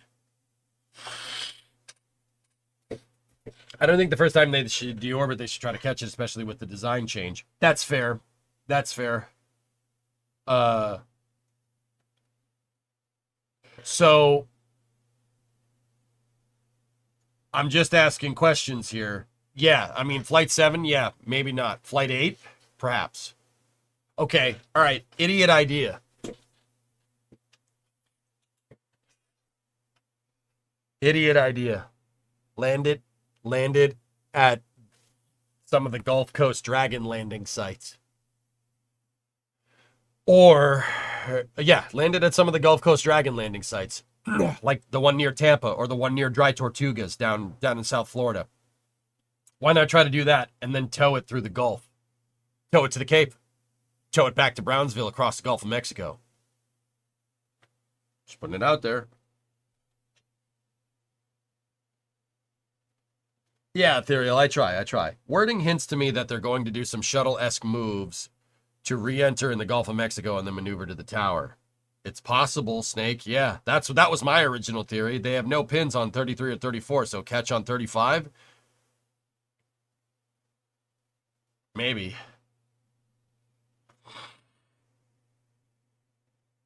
I would try to get Flight 7 back. You want to get a Starship back near the continental U.S. Land it in Tampa Bay. You know, or not near. Land it at the Pensacola landing site and then just tow it.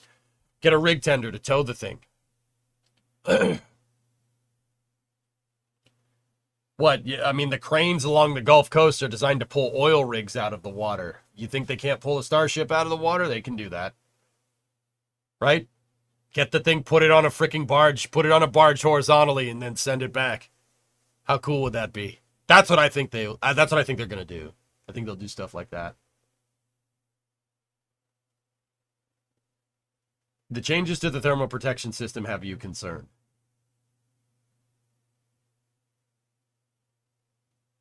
Why? Creation, the thermal protection system tests. They look, see these blanks right here. They look like seemingly blanks. They put aluminum tiles on Flight 5 to see if they would melt in certain spots, to see where they don't need tiles. You got to remember, this thing's made out of stainless. Tile burn through is clearly not as big of a deal with this thing as it is with, an aluminum airframe a la the shuttle, right? Clearly, it's not that big of a problem. You want to reduce the amount of tiles as much as you can.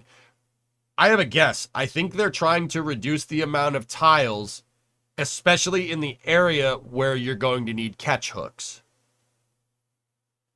That makes sense?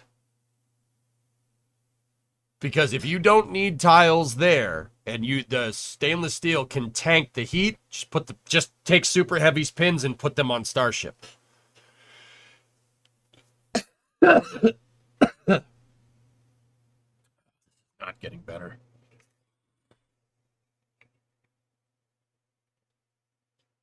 Retractable catch hooks. You don't even need those, Journey. I feel like they're further along in booster than in development than with Starship. Well, yeah, of course, Brian. Their whole HLS system, the whole human landing system program doesn't work if you have to expend a Super Heavy every time. They worked on Super Heavy development first. And now we're seeing the ship catch up with Ship 33.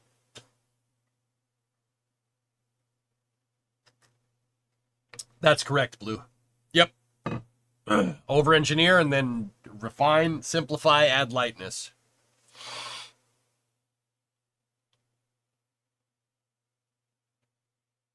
Original cooling design was very interesting. Maybe we'll see it in the future. The transpiration cooling, tiles are way simpler, dude. Ricola, I'm not, we're beyond that, dude. I need to go rest. I hate how lately it's just been like, I need to rest. I need to do this. I need to do that. We need to sit here and we need to grind out some Satisfactory and Space News streams, man. Can't be taking a rest in the middle of the damn day. Ha, ha, ha, ha, ha.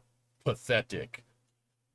But also, I please, my EJ, please, my streamer, he's very sick.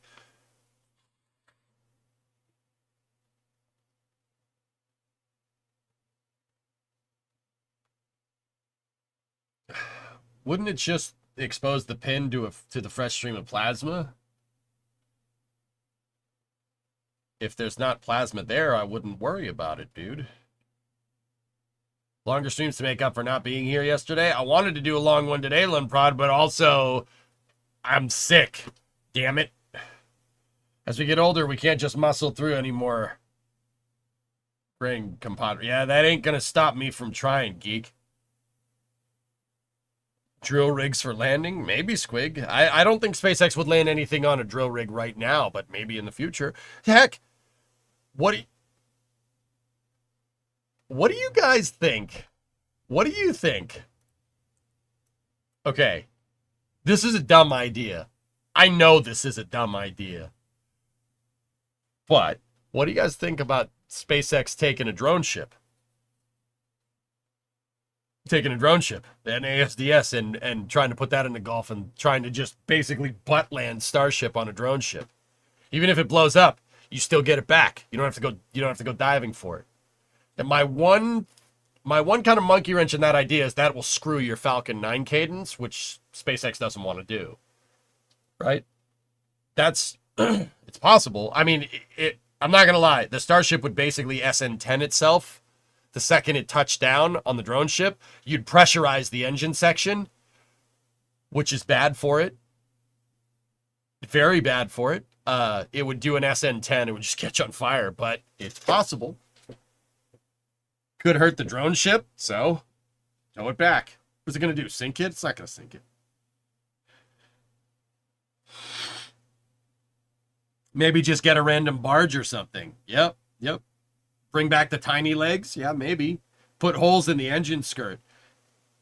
1,000, That's just crazy enough to work. Take Starship's engine section and turn it into like a half hot staging ring. That's just crazy enough to work.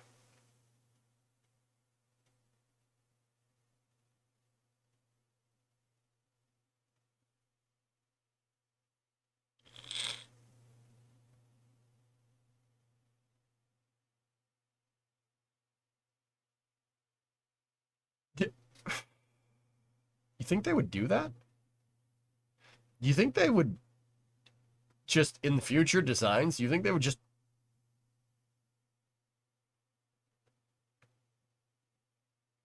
put the hot staging ring on Starship? No. Then your exhaust would hit super heavy. The top is super heavy. Yeah, you don't want to do that. Okay, never mind. Scratch that idea.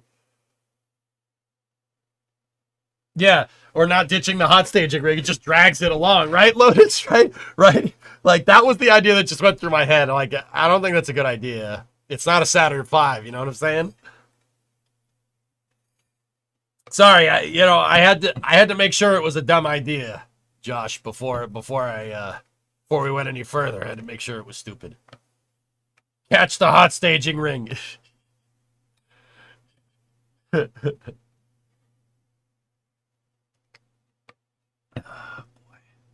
Stupid ideas are the best ones. Yeah.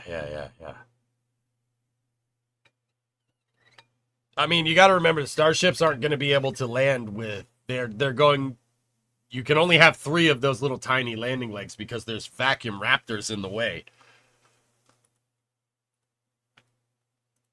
Do you know how I know there's vacuum raptors in the way?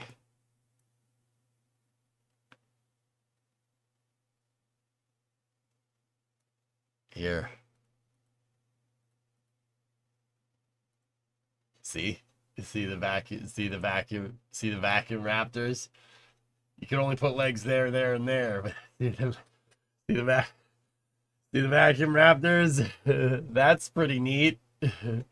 That's pretty neat. You'll love this. Yeah, I probably won't, but that's okay. What is this, W? This is... Oh, yeah, this is more AGC stuff. Cool. Very nice. Yeah, see, just see what's going on here. I really appreciate what's going on right there. Which gets a booster? No, that's a stupid idea. Yep. Aren't they gonna need landing legs for the moon anyway? Yep. This next shot though, completely that's a good one. We hadn't seen that shot before. The next one after this shot we did see, but right here. Dude, this right here, save for the booster catch, that is the coolest shot I think I've seen from Starship thus far. Look, that is a freaking spaceship flying in space, dude. That is a spaceship, Starship, but also that's a spaceship. That looks like something out of some crazy sci-fi movie. Like, look at that freaking thing. Are you kidding me? Like, Discovery, go at throttle up. Dude. Hey, Wildland, 97-month resub. Thank you. Look at this. Think like, are you looking enough? It's a submarine now? It's something, dude.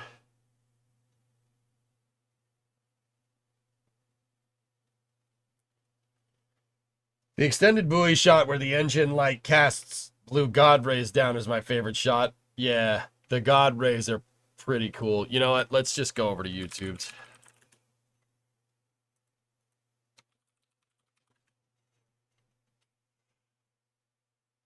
Why isn't...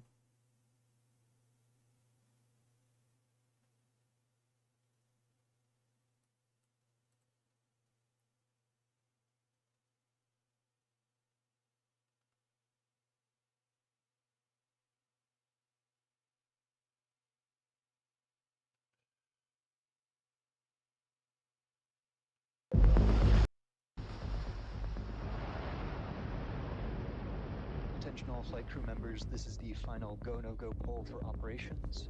Raptor 1. What I'm really wondering there is why Northrop Grumman is... Why is Northrop Grumman promoting sponsored content on YouTube. Isn't that a little sus for a defense contractor? Like, unless it's targeted advertising, in which case, okay. Yeah, that's fair. Yeah, that's fair. Wait a minute. Is that live view behind Elon? Bro, they're using live views? No, they're not. Oh. They're using live views. Oh, great. Yeah, you got to turn them on first. Oh, no. They're using live view from a drone shot. What the hell? Yeah, they're piping in an HDMI out from a drone hokey into a live view. That's cool, man. That's Tucson. I use live views, dude. I have a live view in the garage. That's weird. Cadby from the consulate, right? This is weird. Let's see. Oh.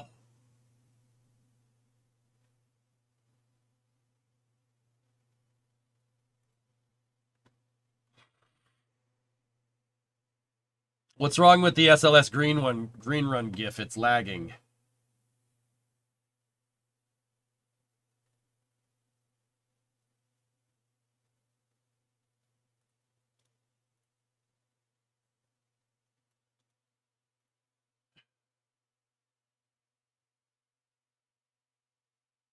Fine to me. I just also.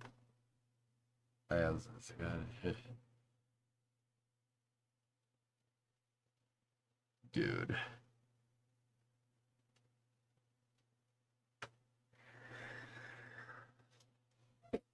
Still using imager captures, are we? Some of them are, yeah.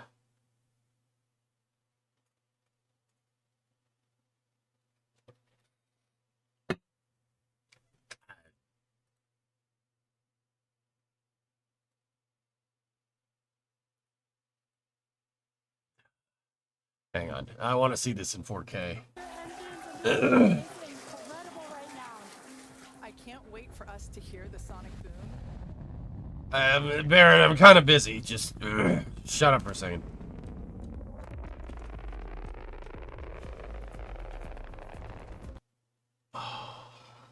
Actually, you know what's cool? I noticed in the previous shot here, you see this? That's the shadow being cast from the ascent plume. See that right there? Yeah, it's because it's morning. The sun is that way. The sun is that way. So when Starship had an ascent plume and it started condensing, like it had a contrail, the contrail is casting a shadow, and that's what it looks like. Yeah, that's the shadow from the ascent. Bro, this in 4K though.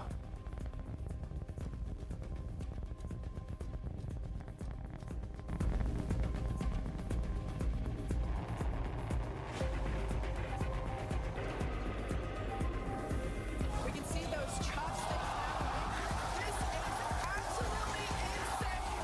On the first ever attempt, we have successfully caught the super heavy booster.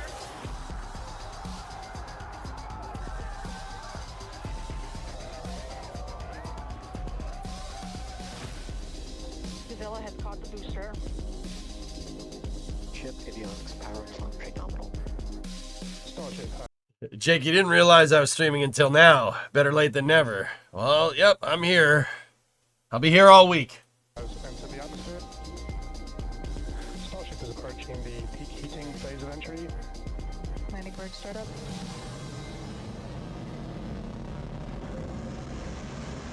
Dude, Starship is on target. what the hell? What's going on?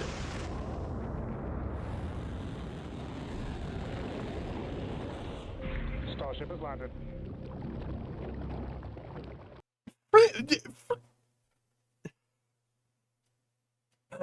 Well, Brown would be proud of this. Yeah, he'd be pretty happy. Dude, Saman, what's that, dude? Painted starships go hard. I love it. I love it, dude. I love it. I love the painted starship. Painted starship looks bamf. Blah, blah, blah, blah.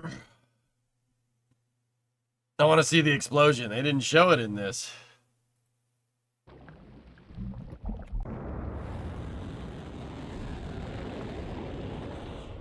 Starship has landed.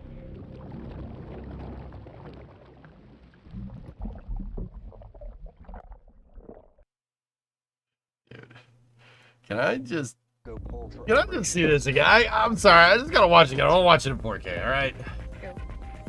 Go. Sorry to be a downer. If the chopsticks miss the catch, would there be much damage or delay? There's like logic gates that the booster goes through, GG. Basically, it has to go through a bunch of logic gates on the way up and down. If there's any inkling of a problem, the booster's just going to turn and it's going to crash over here. Like, it'll turn at the last second and crash into the dunes or crash over here. But it probably wouldn't even get that far through its logic gates right now, at least, because you run real conservative parameters. As conservative as you get for catching a freaking booster, right? You run real conservative parameters, dude. Basically, SpaceX won't let that thing get near the pad again if they weren't absolutely sure it had the best odds of success. Now, that doesn't mean that it won't hit the thing and blow up, maybe. I really hope that doesn't happen, but it might. If it did, that would be problematic. But also, you got another one. You got another pad that's about 50% done over there. But yeah, it's data, and you'd learn from it, Tara. Oh.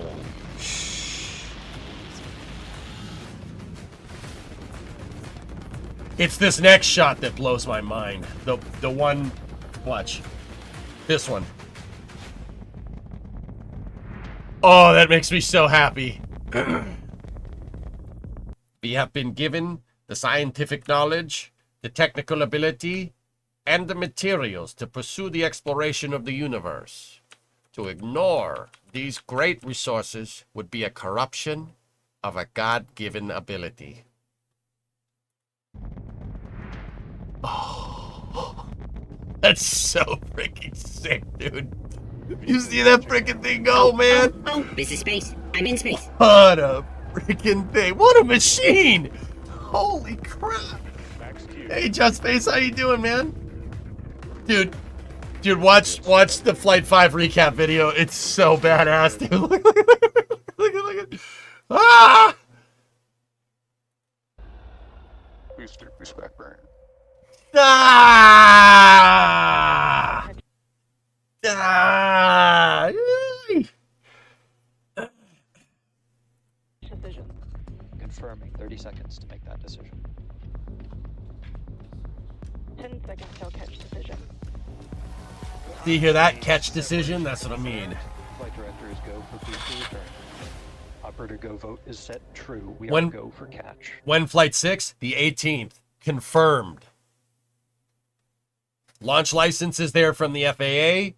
The notice to airmen, TFR is there for the 18th. And SpaceX confirmed it, and they posted this recap video.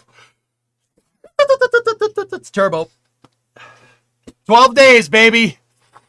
12 days till the next one, man. Let's go.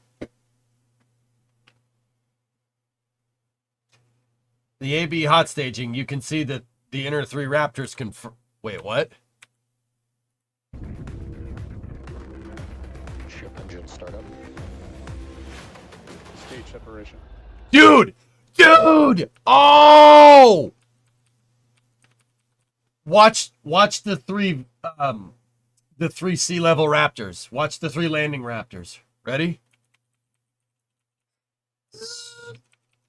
Bruh. Oh, that's killer. That was the turbo. Yeah, it's a turbocharger. All right. Bro. The WB-57 is also booked. Time 4 Central. 4 p.m. Central time is when the window opens. So that's 5 p.m. Eastern. Bruh. Bruh. Bruh. Have we seen any WB-57 footage from from IFT5? Negative.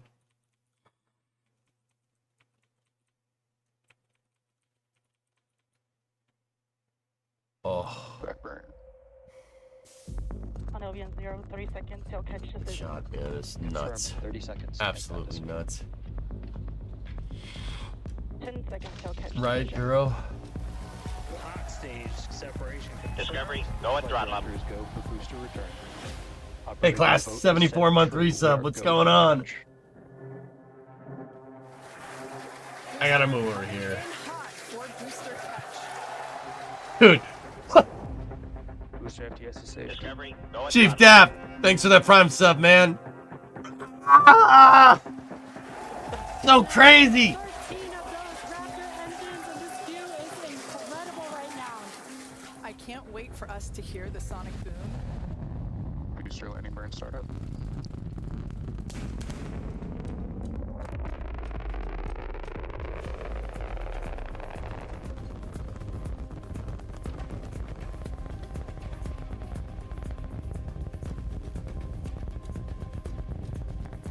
You've gotta be kidding me.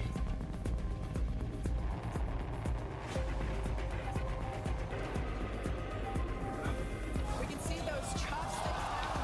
Freaking. What? On the first ever attempt, we have successfully caught the super heavy booster.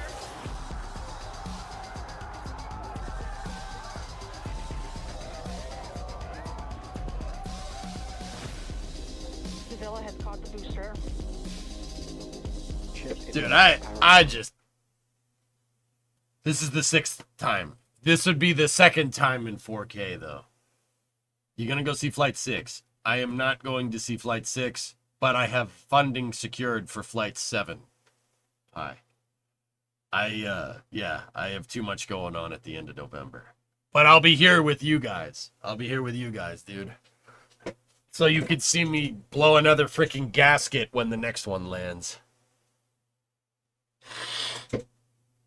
Again? All right. Yep. No, I'm good with that. All right. Crew members, this is the final go no go poll for operations. Hey, go ahead, Yum Food. Yeah, it's fine. You have my permission. Raptor 2. Go. Stage 1. Go. Stage 2.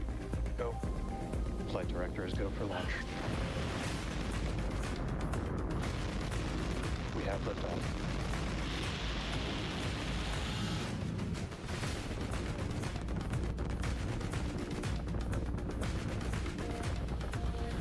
Yeah, Hermie. Yeah, we gotta get the shirt. I have the shirt. Don't worry. Vehicles pitching downrange. Yeah, Ernock, that's not a bad idea. Max Q. Yes, G. Absolutely. Engine startup. Stage separation. Booster back burn. No, T-Man, they won't. On Albion 0, 30 seconds till catch decision.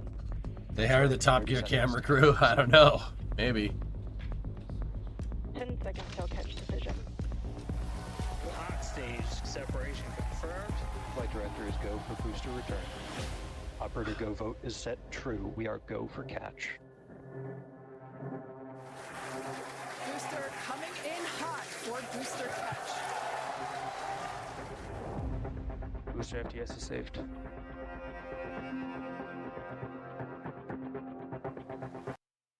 Hold on.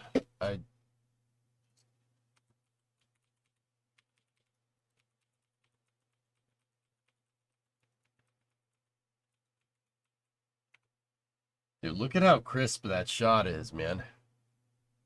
For Ship 31, they skinned the entire sides. Yeah, I know. They basically took all the tiles off.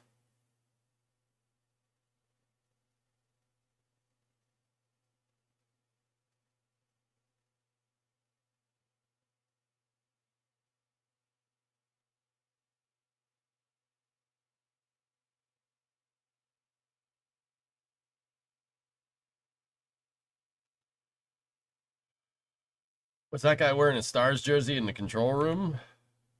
Hot Booster return. Operator go vote is set true. We are go for catch.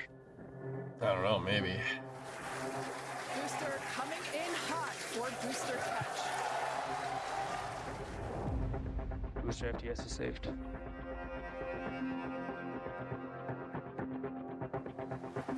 What the? And I ignite 13 of those Raptor engines, and this view is incredible right now. I can't wait for us to hear the sonic boom. Booster landing burn startup. You gotta be kidding me.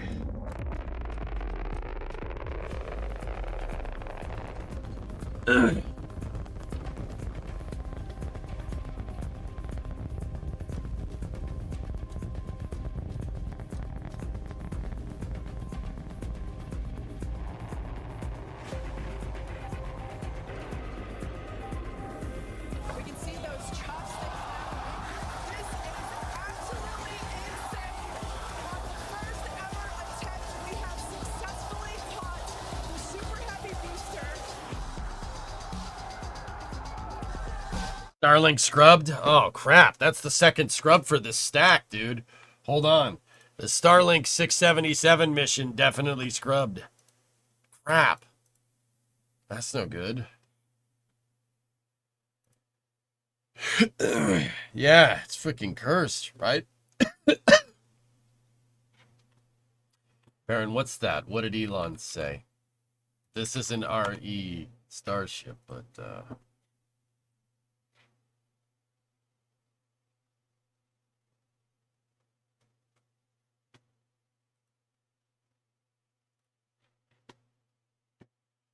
this is a post by somebody named Alex. I'm a physics engineer here for the progress of disrupted innovation. Okay. Under the President-elect's Federal Aviation Administration, SpaceX could even get Starship Earth-to-Earth approval in a few years, taking people from any city to any other city on Earth in under an hour.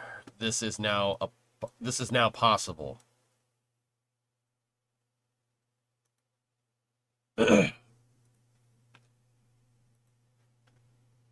Okay.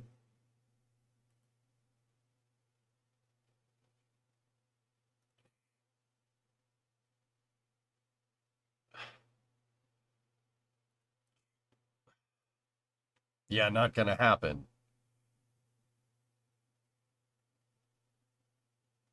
I mean, you guys all say that. Yeah, that's not gonna happen. Yeah, that's not gonna happen. I mean, you say that, but also,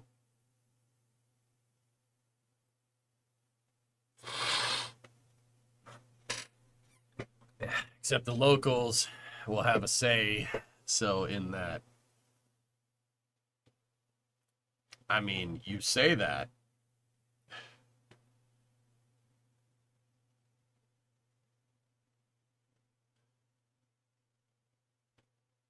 Yeah, Teague, that's what I'm trying to say. Yeah.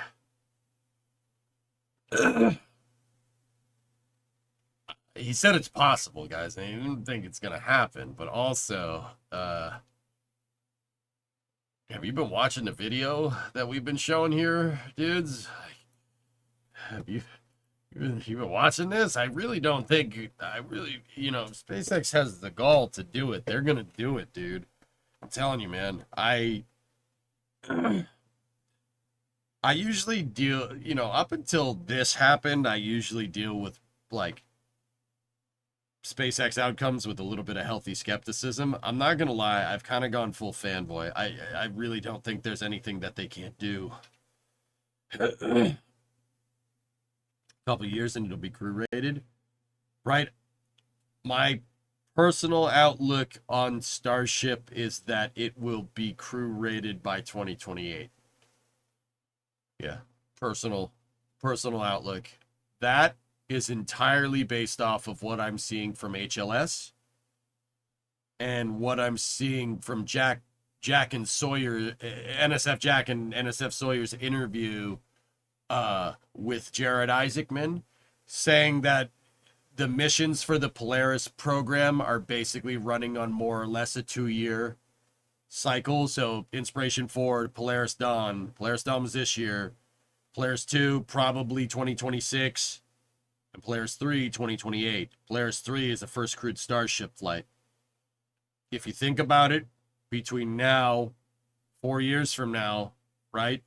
The Starship develop this 4 years from now, Starship will have been in development for almost a decade. Almost. The development really started for big time right around 2019 when they switched to stainless steel. That's when I would say the start of the Starship program kind of happened. By that point, Starship will be around for a decade. You don't think it's going to be crew rated by then, dude? I think that's pretty damn reasonable. Can you imagine how many Starships will have been launched by then? By 2028, Starship will have launched at least 50 times. If we keep going down this pathway that we're going, 25 launches a year. You know, the reason why I say at least is because that's a very conservative estimate. You never know. There might be challenges associated with any with this project, just like any other aerospace engineering project, right?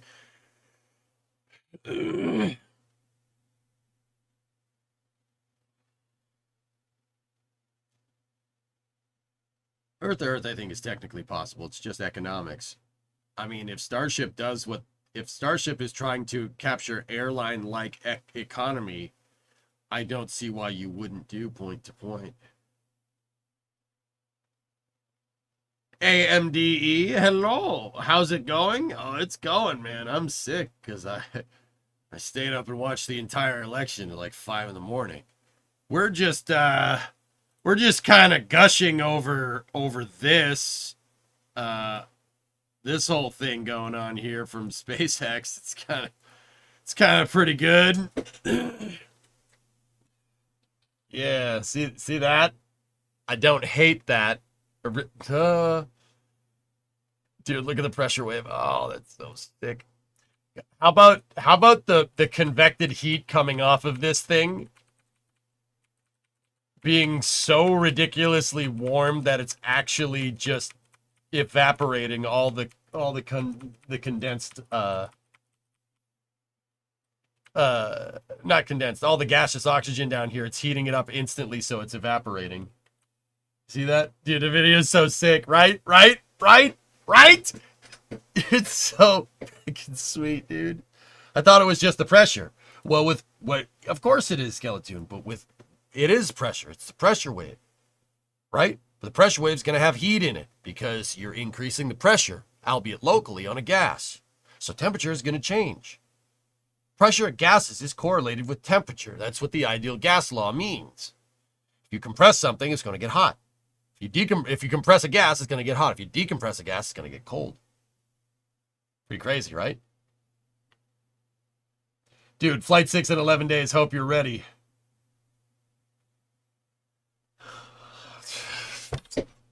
Adrian, I was born ready, man. When's the start time on the stream? I'll do the whole damn thing myself. You think I'm kidding? I'll do the whole damn thing myself. I am machine. Also, one hop. Excuse me, one hop.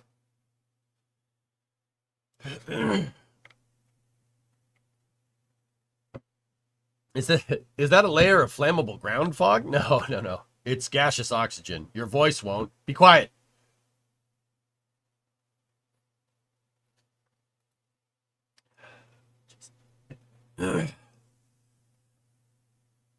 Yeah, 1,000's crazy. I will hold you to that. Looking forward to the stream. Oh, crap. Yeah, let's do it, man. Let's do it. I'm in. You seen this? Just... What the... I want to say it, but I can't say it. I want to say it, but I can't say it. Also, daylight views during the whole stream. Dude, daylight landing. Daylight landing, Adrian. Daylight landing. Mein Freund. It's a day. It's going to be amazing.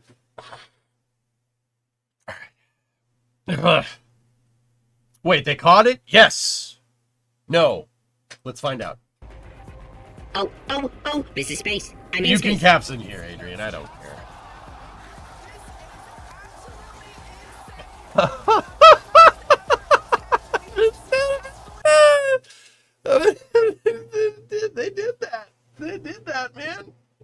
Hey, you got gifted a sub. There you go.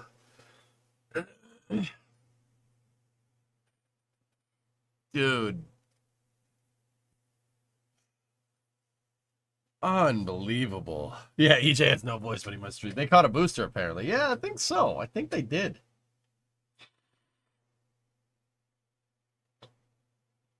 Now do it again, and again, and again, until it gets boring. Titchy, I liked you. I knew I liked you. Trey, you say you plan not to miss a Starship launch for a long time. First one launched 5 minutes before my final started. My teacher delayed the test because of it. Hell yeah. What about warp drives and hyperspace windows? We've got to generate more power, Lift.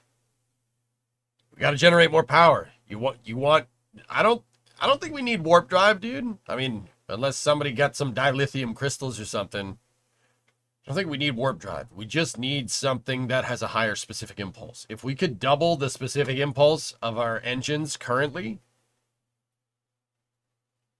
yeah, you'd get something similar to the Expanse, which is, dude, that's all I'm asking for in my lifetime.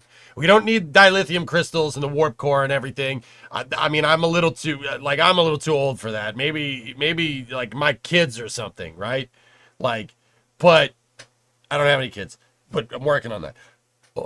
Oh, right. No, I don't think, like, all I'm asking for is the Expanse in my lifetime. Like, I want that. Minus the whole Belter inner colony dichotomy thing that's going on there. I don't want that part. Giggity. All right.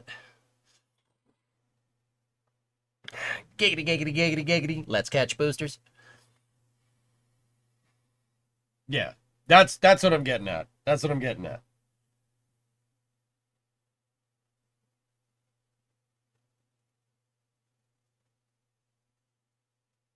Yeah, Enco, you'd get hurt doing that. It's probably not the best idea. But I want Star Trek. Well, Just Space, work harder then, dude. Do you want the proto-molecule? Because that's how you get proto-molecule. Hey, the work must be done, dude.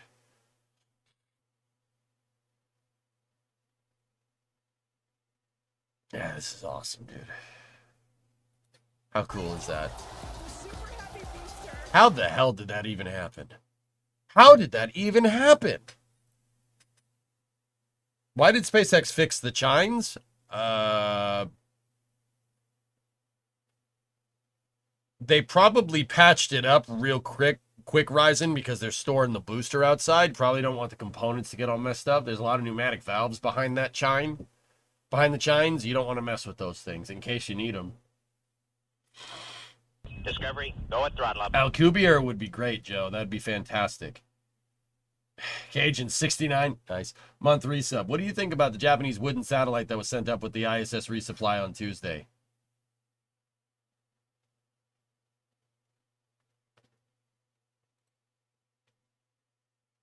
That's cool. When booster reuse? Next year? Agree. Yeah, I think next year. Adrian, you still here? When do you think they'll reuse a booster? It's definitely next year. A broken chine also looks ugly, and you got to preserve the aesthetics. Yes. Give me Nerva. Nerva would be great, dude. That'd be fine. I think it would be less atmospheric pollution to use wooden satellites. How, 1000? The satellite is not in the atmosphere. You'll bet the Flight 7 booster will fly twice.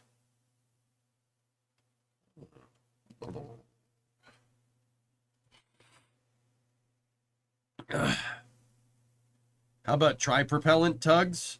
I mean, you want fluorine rockets, Talon? Because that's how you get fluorine rockets.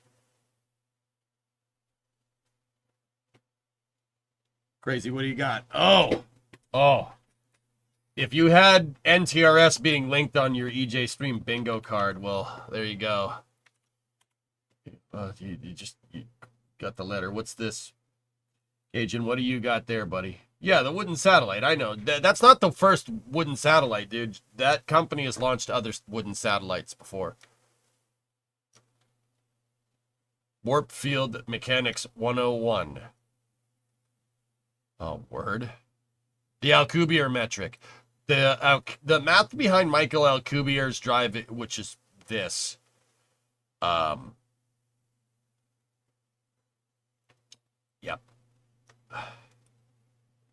Which is that right there is the closest behind some quantification of actually doing warp. What this does, how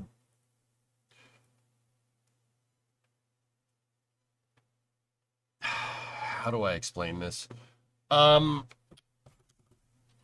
Rotating detonators would be a good one. Snake, yeah, that's great. That would be excellent. The RDE, can you imagine like a fusion RDE or something? That, dude, that's the movies. That's the movies. We're close. We're close to that, dude. We could do that.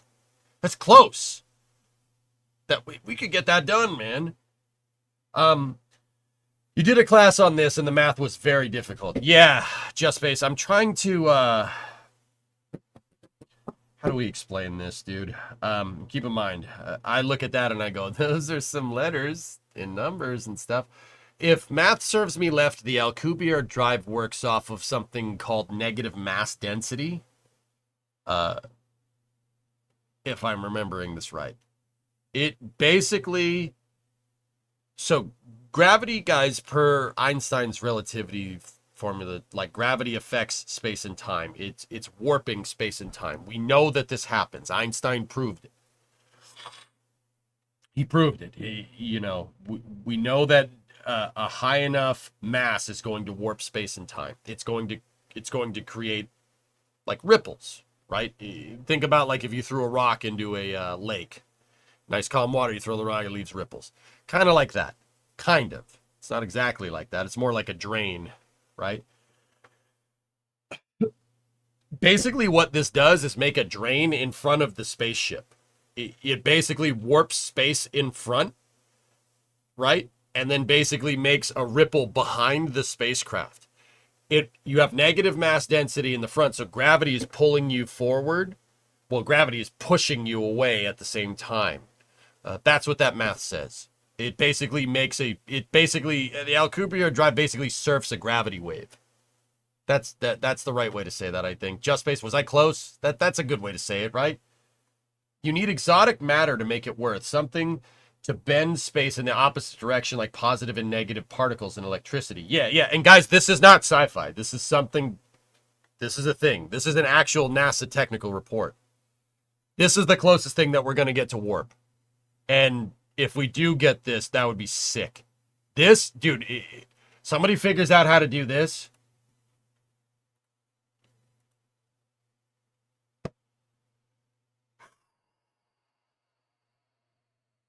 Oh, they have some pictures. There you go. That's what I'm talking about. See? Right there. Basically, you're replicating the gravitational pull of a planet in front of you. Right? So the plane that you're in right here seems nice and normal, but you're actually being pulled through space.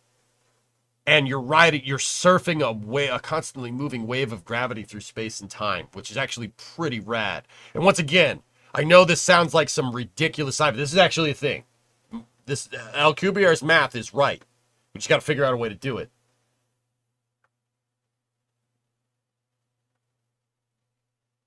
Could we go faster than light with that? No.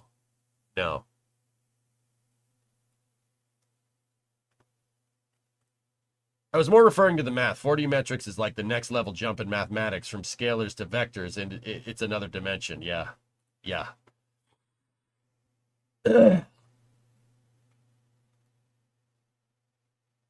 How do you feel about SpaceX removing a significant part of Ship 31's heat shield to study areas where catch hardware would be? SpaceX, let me put it to you like this. Starship can tank re-entry heat. No problem. So can Super Heavy for what it's worth. In fact, the ability of these stainless steel apparatus to be able to just tank re-entry heat is pretty damn cool. I think SpaceX is deliberately going to keep removing tiles until they figure out the absolute like bare minimum of tiles that they need. Especially around places like where the catch pins are needed, like up there, right? And that'll afford them to be able to start designing some type of catch mechanism. This is going to happen a lot sooner than you think, at least if I'm looking at it right. But also, dude, it can straight just tank the heat. No thermal protection required. I mean, there is a small TPS backup in there to be 100% transparent, or not. But I think that is it's a good step in iterative design, SpaceXE. Yeah, that will really, the less amount of tiles that you need on these things, the better. A lot of tiles, we figured out putting a lot of tiles on these things gets to be a pain in the butt real quick. When Raptor 3 comes online, will the booster skirt be gone and all that plasma be able to escape it like it does on Falcon 9? That's the idea, Jazos, yeah. What is TPS? Thermal Protection System. That's right, Lotus. Simplify and add lightness. Colin Chapman. Very, very, very legendary mechanical engineer. Simplify. Add lightness. All right. Derek, what's up, man? Oh, Fistus, what's up? Wouldn't that mean we could make gravity machines to simulate gravity on our ships? Possible. Sure.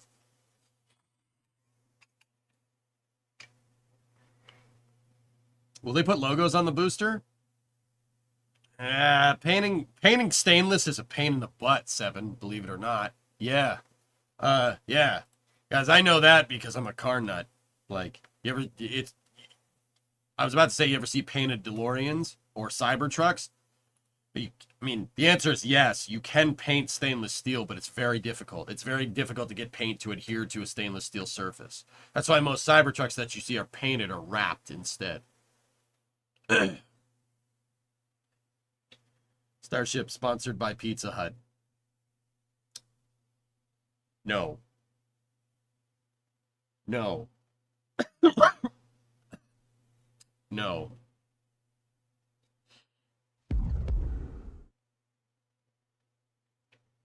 Yeah, Taco, pretty crazy, right? Maybe Pringles will want to sponsor a Super Heavy. No. Coors Light? Maybe.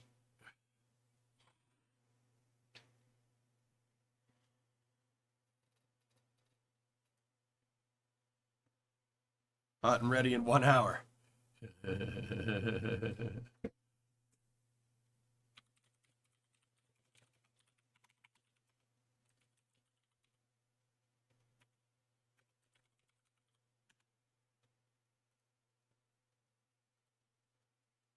Yeah, because, you know, this is something that you should put on the entrance to your ICBM launch complex.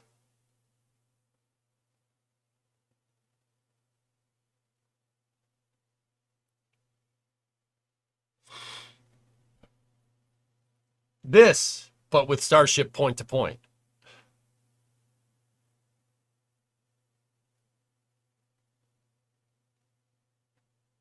Okay, why is everybody talking about a paint job on Starship? James, somebody posted the picture of the painted Starship got reposted the other day on the internet, and it's making the rounds.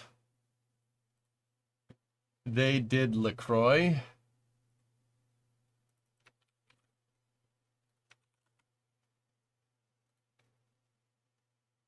No. No. No. Oh, God. Oh, God, no. Oh, God. Go back to the other one. Go back to the other one. It's not real, James. Somebody did a Photoshop of it. I don't know if I have it teed up, but...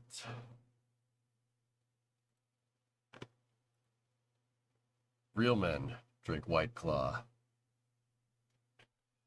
You made the LaCroix one? Why? Why did you do that? LaCroix Starship is blessed? I don't want to live on this planet anymore.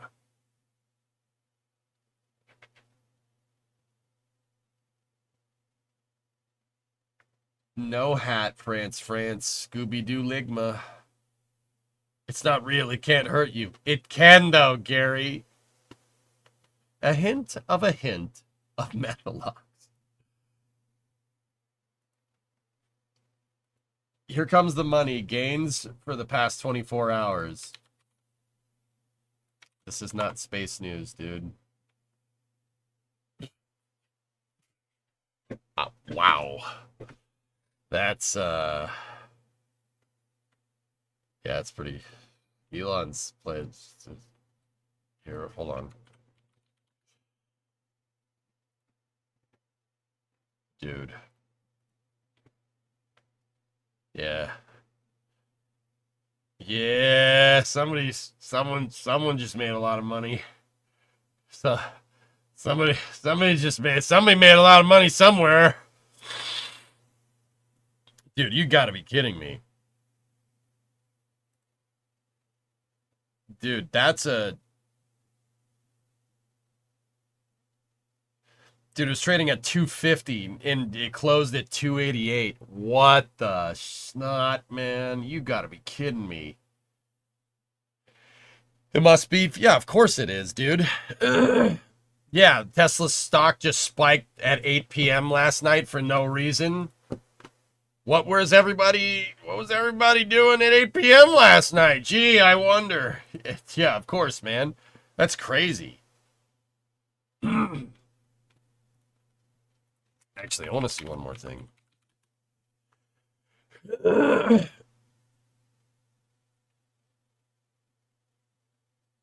Dude. What the hell?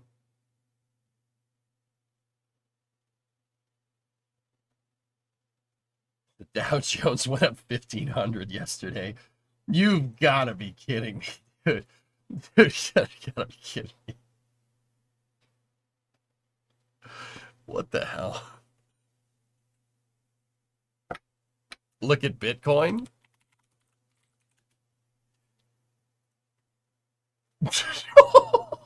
What? What the hell? Whoa!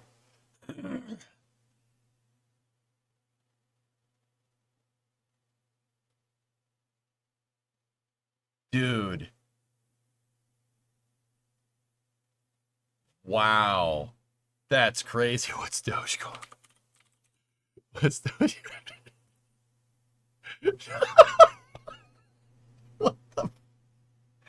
What the hell? What? I don't...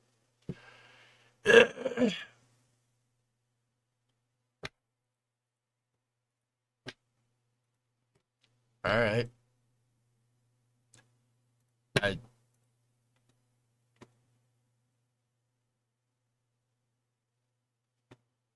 What about Rocket Lab? Let me see. Let me see. RKLB.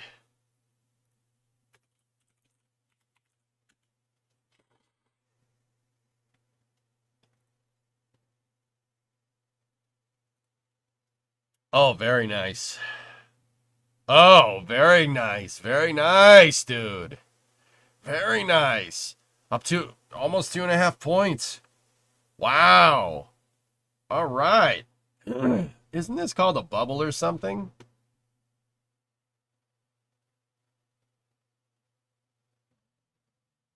No?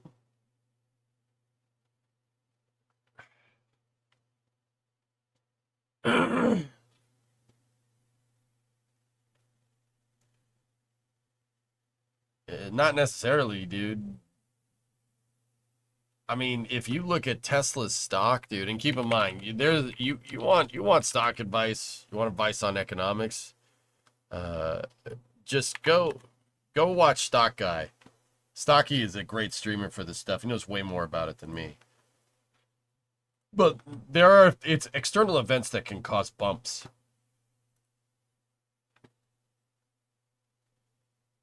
That's true, Pandaman, yeah.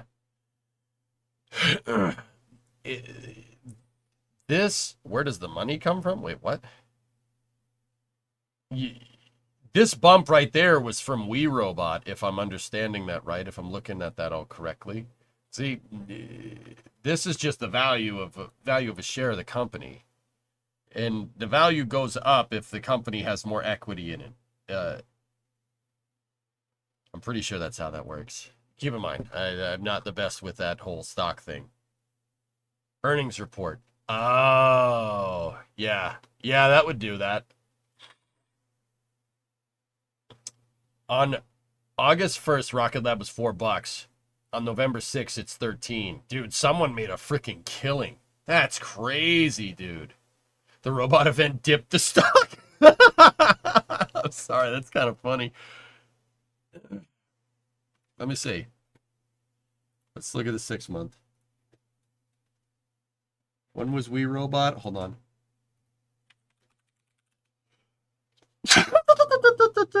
We Robot was on October 9th.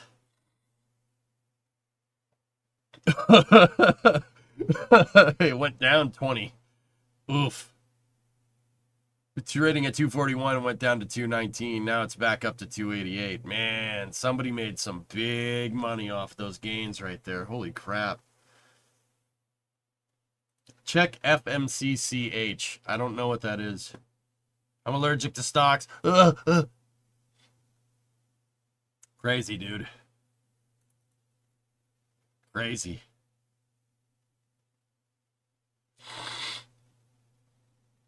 I need to go take more. Actually, I need to take NyQuil.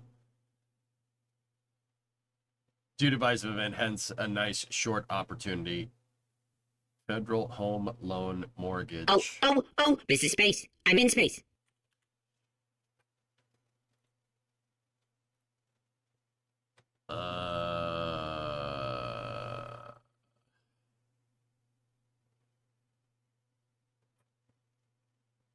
Oh, that's Freddie Mac. Holy balls, dude. Bro, 50% increase. You've got to be crap, dude. Have you heard of Nordspace? I know Nordspace, yeah. Looking at it another way. So someone is going to lose a heck of a lot of money. Yeah, right. Yep. Every action has an equal and opposite reaction in the markets, man. It's elastic, right? If you stretch, it's gonna snap back eventually. It's just how it works, man. It's like a plant. Plants wither in the winter. It happens. And then they bloom. The pendulum of stonks.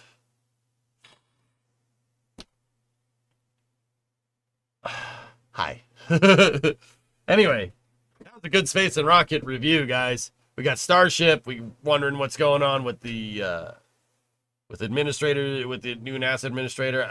Dude, the second I get anything about space policy, the second I hear about it, you can trust that I will share it with you here.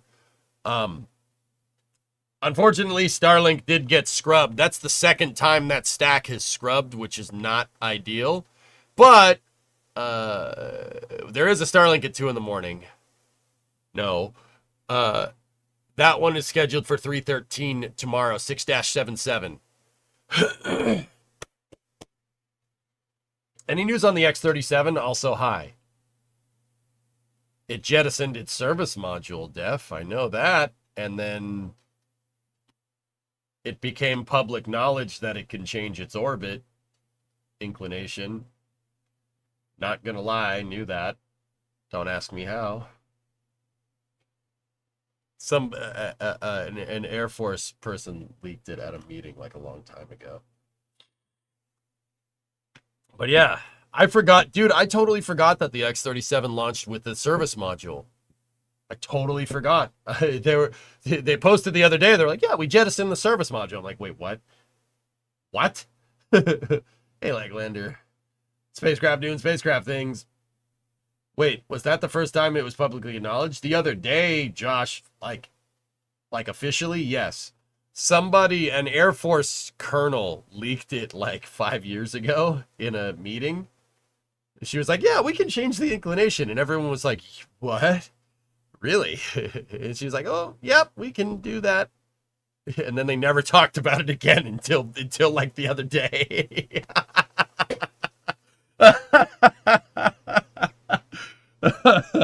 Yeah, I never mentioned that again until the other day officially. That was like 5 years ago, dude. I'm sorry. Yeah, Pretty sure you weren't supposed to say that, but all right. Oh, I mean, don't forget, Groom Lake wasn't publicly acknowledged until the 2000s. Yeah, that's right, dude. That's right. Anyway, how's things, Def? How are you doing? I trust your cushy office job is uneventful. Did you get your TPS reports done? Did you get that memo?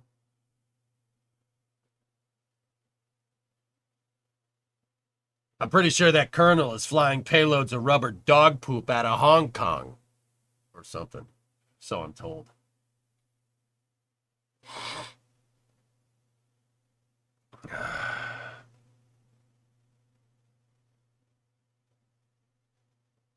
Will Flight 7 be an updated booster and ship? Yes, Knight, it will. Yep. I've been busy with work given the events, but the job has been a blast. A blast. To shreds, you say? That's good, man. It's good to see you. It's good to see you. Def, wait, hold up. Def, I'm showing this just for you. You seen this?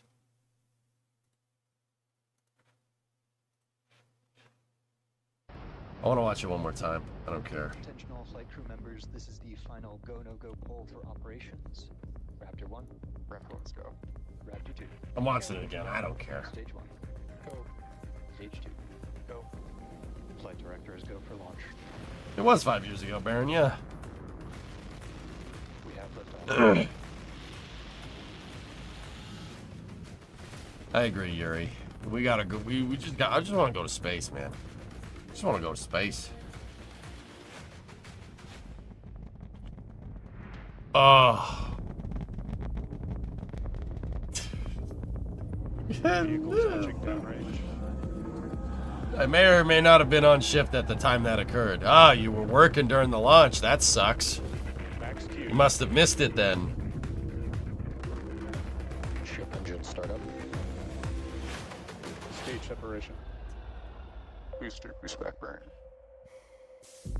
On Albion 0, 30 seconds, tail catch decision. Confirm. Yeah, Gavin, we saw it, dude. I showed it on stream. I'm like, wait, what? That's not right. 10 seconds, tail catch decision. Hot stage separation confirmed. Flight director is go for booster return. Operator go vote is set. There's nothing True. that are we go cannot for do, catch. Glitched. There's nothing we can't do. Booster coming in hot for booster catch. Booster FTS is safe. Nothing! And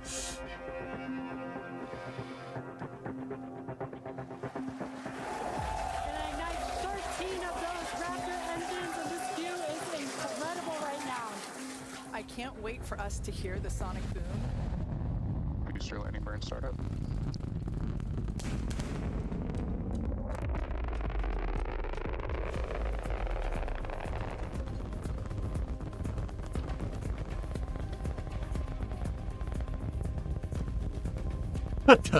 What the hell? Oh.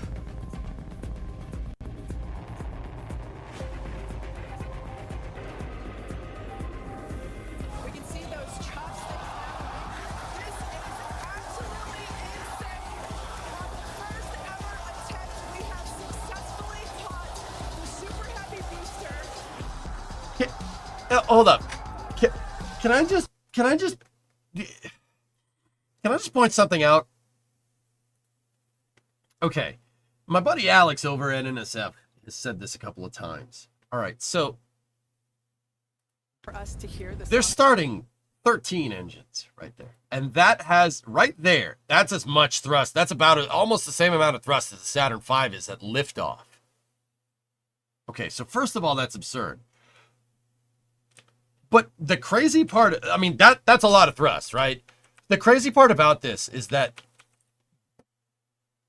they're doing an air start ignition sequence here that is more complicated than most rockets' liftoff ignition sequence. I just want to point out the sheer ridiculousness of air starting 13 engines. If you know a little bit about how this stuff works, that right there is not easy to do. That's not an easy thing to do. That's very difficult.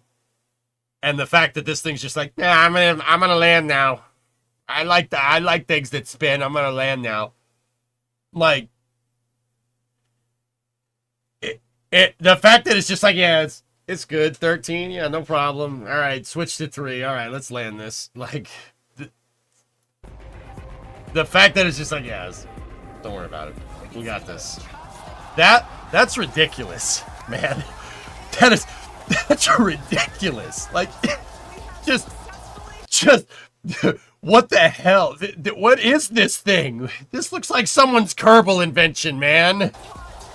No, I'm firing. Raptor is alien tech. Dude, Neonix, it is, man. It's so ridiculous, man. You gotta be kidding me.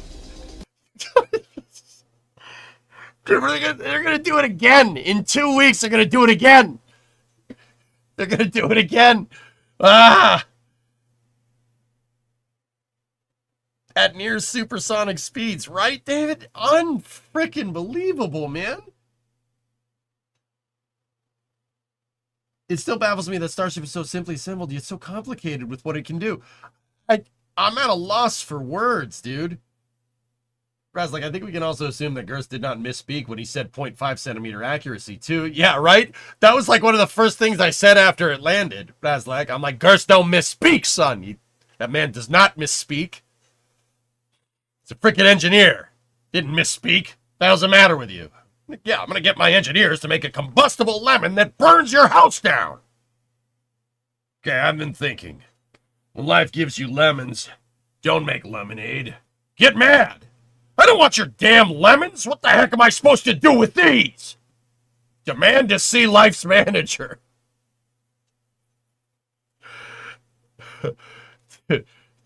Sorry. Want to see me catch a rocket over there? Want to see me do it again? That is superbly impressive, but it's only one catch. I'd be way more impressed if it can do it again. Wait 2 weeks. 2 weeks. 2 weeks. How long until Starship demonstrates the 5 Ds? Dodge, duck, dip, dive, and dodge.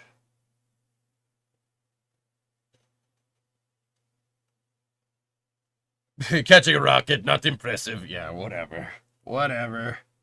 Are you feeling better? No. No, I am not. I feel like poop. Did EJ talk about Private Division getting sold off? Yeah, I really wish I knew who, Bright, so I could go over there and be like, yo, hey, you want to give me that? I'm going to go up to that. I'm going to go up to whoever they sold it to and be like, hey, give me your Kerbal Space Program. They'd be like, no, I can't. Because if I give you my Kerbal Space Program now, I'm going to have to give it to you every time you ask. And then I'm going to be like, yeah, so I'm going to come back. I'm going to come back for some Kerbal Space Program. Imagine if they sold it to Kitten Space Academy. I actually asked Just Space. They didn't. I asked. I was like, hey, Dean. Hey, I didn't talk to Dean. I talked to Hyde. I was like, Hyde, did you do something without letting me know? And they're like, nah. Nah. We don't know, Firework. They sold it to an anonymous buyer. Total Recall skin suit reference. I caught it. Thank you, Iger. Thank you. Thank you for validating my ridiculousness. Amazon has a game department.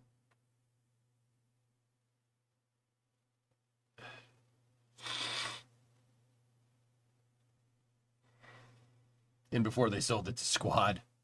That would truly be the weirdest timeline, Matt. Given the circumstances of the past 48 hours, I don't see that out of the realm of possibility. But seriously, though, that would be wouldn't that be something? I don't. Yeah. If the news came out and that's what happened, I'd be like, yeah. Yeah. No, not the game Squad. No, is Squad still around? I don't even know. Give us Jebediah, right? Did you read Deed's update on the KSA Discord today? No. Sorry. I missed it.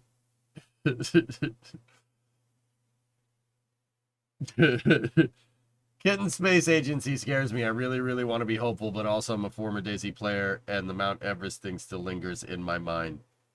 Joshua, I'm a consultant on that game, dude. I'm a consultant on Kitten Space Agency. I'm pretty good friends with Dean.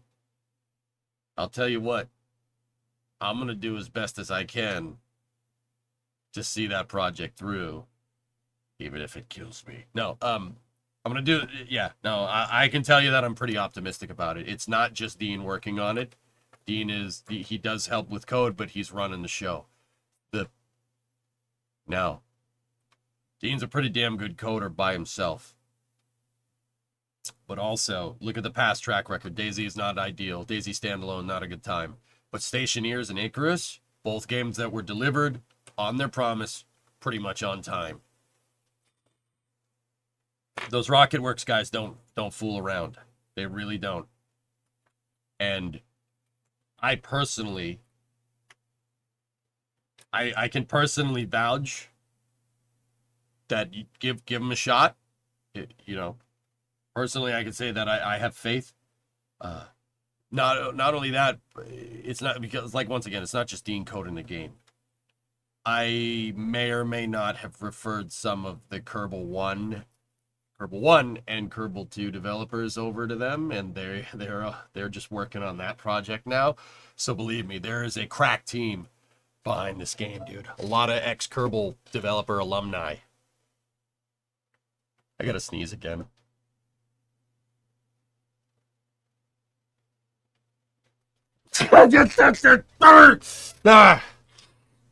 Yeah, I personally referred to, because I know Dean, because we played Stationeers, and Icarus and stuff. And Dean's a Kerbal nutcase. He made component spaceships, so me and him actually go way back. Like, we're not best friends. I don't talk to him every day, right? But we see eye to eye on things, dude. So yeah, I appreciate you giving it a chance. I understand the skepticism, but believe me, I wouldn't steer you wrong on this, dude. I'm very careful about putting my name, attaching my name to things, especially after what happened with Kerbal. A crack-in team. Yeah, baby. An anonymous gifter gifted 6 months of sub to Siwinator. What game is this? Just got back. King, this is Kitten Space Agency. I'm consulting on that game. That's the spiritual successor to Kerbal that has a bunch of ex-KSP 1 and 2 developers working on it with the very talented developing team that's already at RocketWorks. How long is until KSA is ready to start playtesting? It'll be a little bit. It'll be a little bit of time, Ethereal. It'll be a little bit of time. Mark, hi from Australia.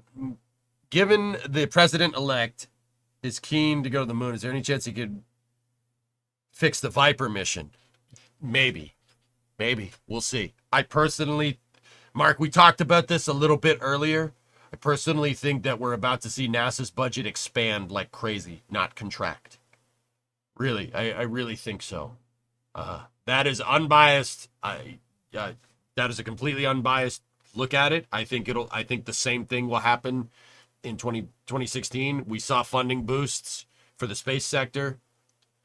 There were some things that they took money away from, but I think that we are looking at a scenario here, especially with China looming on the horizon. Given the president-elect's thoughts about China, I think that we are about to see our national space program get bolstered pretty damn hard, personally. That's my personal opinion. I don't know. The second I have some concrete evidence of this, I'll let you know, dude. Now, in terms of fixing Viper, let me just put it this way. You better freaking fix that thing, man. You better fix it. The freaking rover's done. Just put it on the stupid lander and put it on the stupid rocket and send it to the stupid moon. Jeepers creepers. Was that a good enough answer? Until they remove NOAA funding, I don't think that's going to happen, O10. I really don't. I really don't think so. I think that that's just static. That's just static noise to influence people's opinion on things. I've seen nothing to say that that will happen. And dude, all right, you want to reduce it to its base element? Elon's whispering in his ear. Somebody that at least is partially cognizant to the environmental impact that we have on things. Noah's not going anywhere, dude. You have my well, I was gonna say you have my word on that, but my word doesn't mean dick. I don't work for Orange, man. You know what I'm saying? I'm just a Twitch streamer. I'm just telling you what I think. I really don't think it'll happen.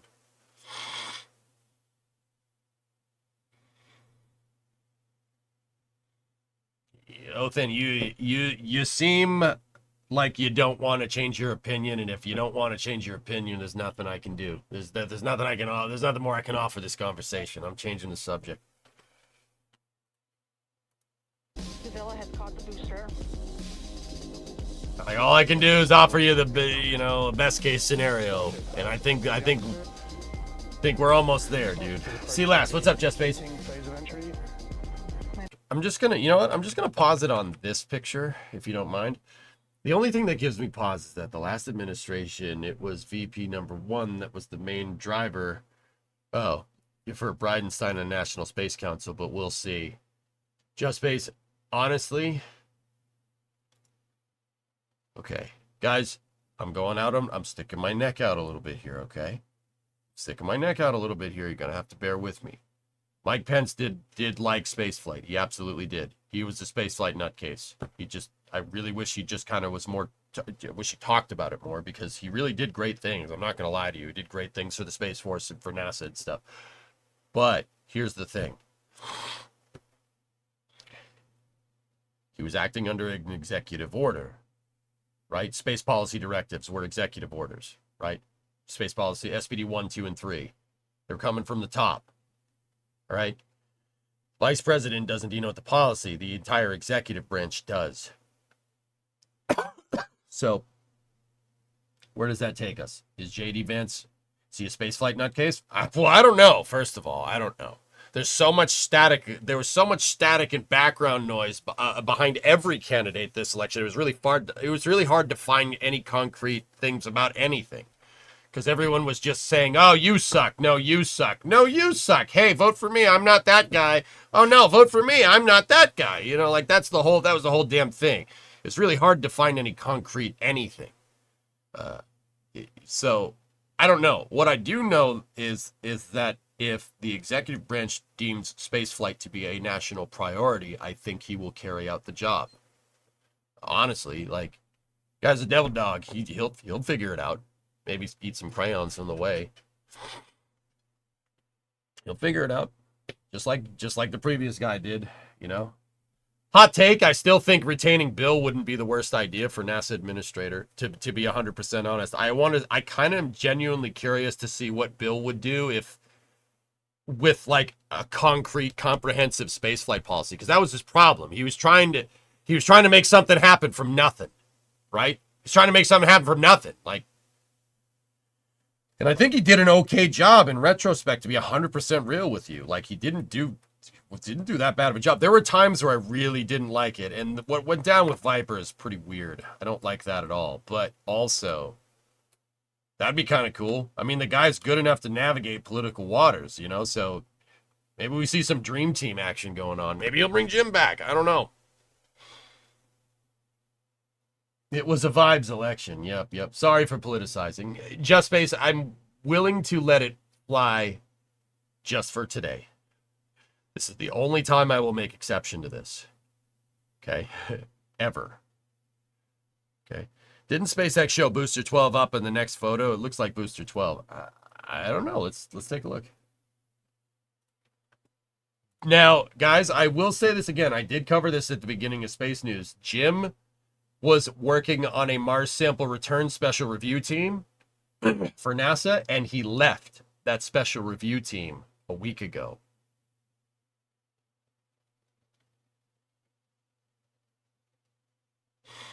Evil Jim with an eye patch and a mustache. What's up, Jack?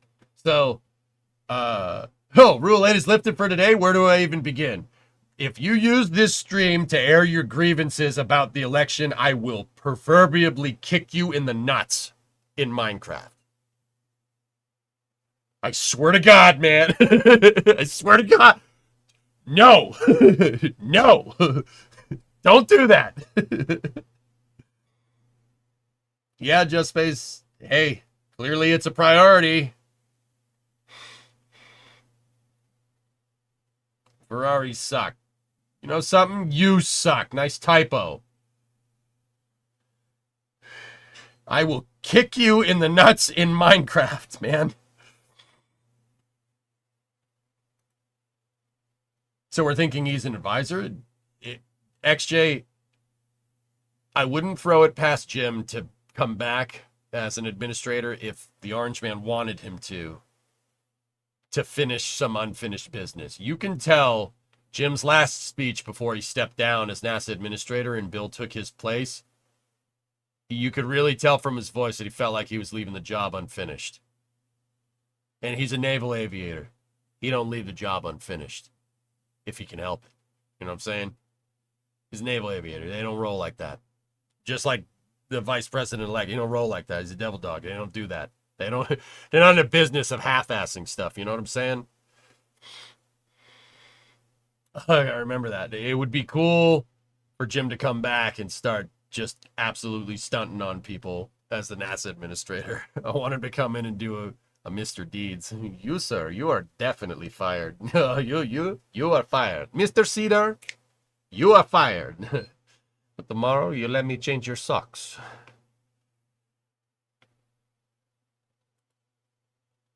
Nice, Blackness. What's your take on Starshield with the upcoming administration? It'll be expanded, most likely, Def. And Starship funding will be secured for, like, the next decade.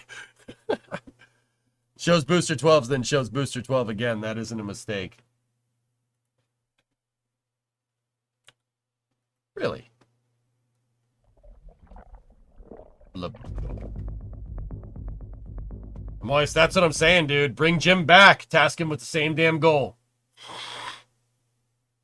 Task him with the same damn goal. Only I think the goal, and actually a viewer brought this up. I think it was Dino Tracker. 2026 is the 250th anniversary of the United States. That is a very good point. 2026, back to the moon for the 250th anniversary of the U.S. They have to know about that. There's no way that they don't.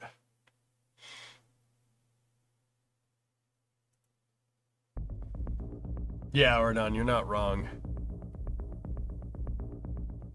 Yeah, I don't know. Is that Booster 12 Cleater video? What the hell? Oh no. Okay.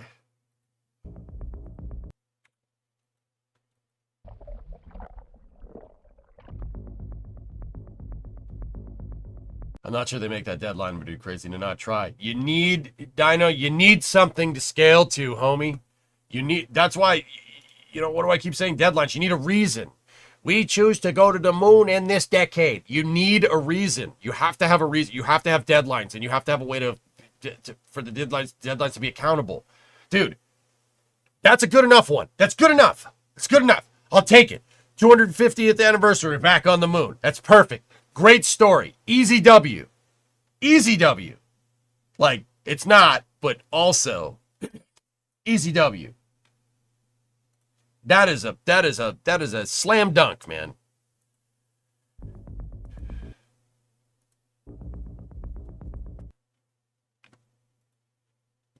Yeah, Dino, exactly. Easy win, dude. Is that Booster 12? It is. See the scorch marks? That's definitely 12. Trey, you think? I don't think, dude. There's no way. If they reuse 12 on Flight 6, I'll blow a gasket.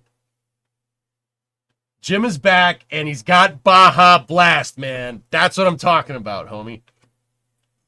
Fly it again. Fly it again. Fly it again, you know. He's got a nice temper going on up there. Yeah, right. Yeah, he's got a little toasty. Most things that are behind rocket engines do that, man. Right? No, it's weird. Like cameras. I'm sure you know about that. Any thoughts on the unpressurized rover concepts that are planned for Artemis 3? Seems like they're actually making pretty good progress on it, Pi. You should send them up there, like now, and then just remote control drive them with a joystick, and then just land next to them later, and then just get in the driver's seat and drive. Like, what I'm trying to tell you is that I want to play GTA 6 on the moon before GTA 6. You know what I'm saying? You picking up what I'm laying down?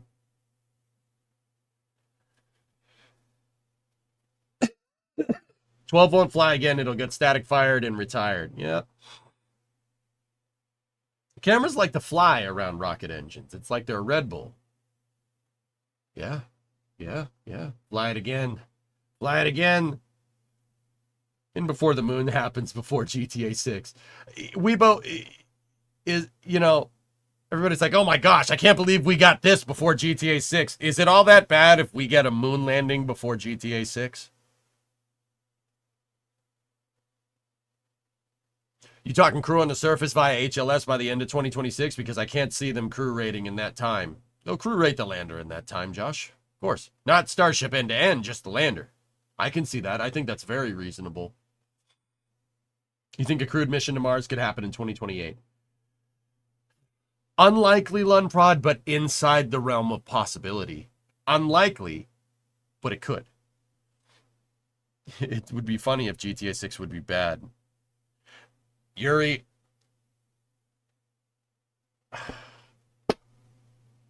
With space news, I don't like doing anonymous sources say.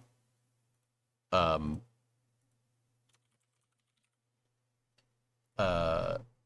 spaceflight, I don't like doing that. However, I've heard things about 6. I've heard things. I'm not going to say which things, because I can't confirm which things they are, because, that game's not going to suck. Let me put it to you like that. Okie dokie?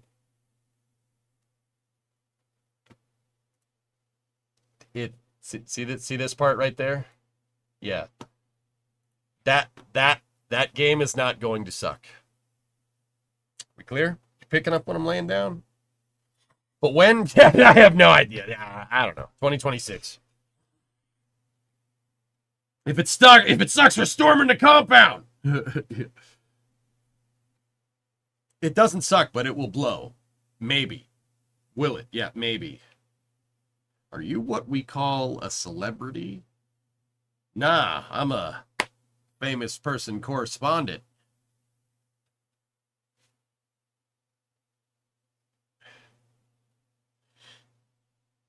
Yeah, Talon, that's fair. Can we ban Take-Two? That's such a huge flex. Gold, I'm not in the business of showing that stuff, right? But also, it's pretty cool knowing some Rockstar folks. Discovery, go at throttle up. Hey, O-Force, 97-month resub. Can't wait to not buy GTA 6 because I only play factory games. Yep. God. I'm going to say uncrewed demo landing in 26. I'm thinking that the uncrewed HLS demo happens in a year. Yes, you can call me crazy. That's fine. Did you think they were going to land a booster on the first time? Boom. Get fricked. Why don't you get fricked? They're gonna do the uncrewed demo next year, and it's gonna be dope. And then they're gonna land people in 2026, and it's gonna be dope. And the U.S. will be 250 years old. It'll be 250 years old to throwing that T right into the frickin' harbor. Harbor. Why don't you fet grict? Yeah. In this lunar regolith? Yeah. Landers in this lunar regolith? EJ, you are crazy. You might be right, but you're crazy. Yes. Let me get this straight. You want me to abandon my client of 15 years, one of my Discovery, best go friends, and throttle up. alone in the jungle for some money in a G5. Yes. A G5 airplane. Yes. And lots of moon samples. Playa. Apple bottom jeans don't get DMCA, DMCA. Hey, always idle 8-month resub. How you doing? I'm not weird.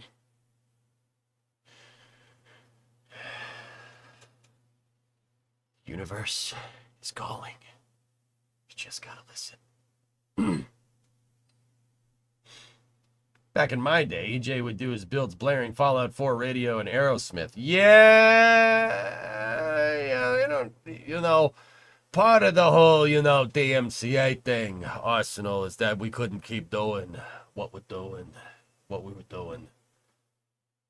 Doesn't mean I still don't listen to the music, You always crack you out. I try, man. I try.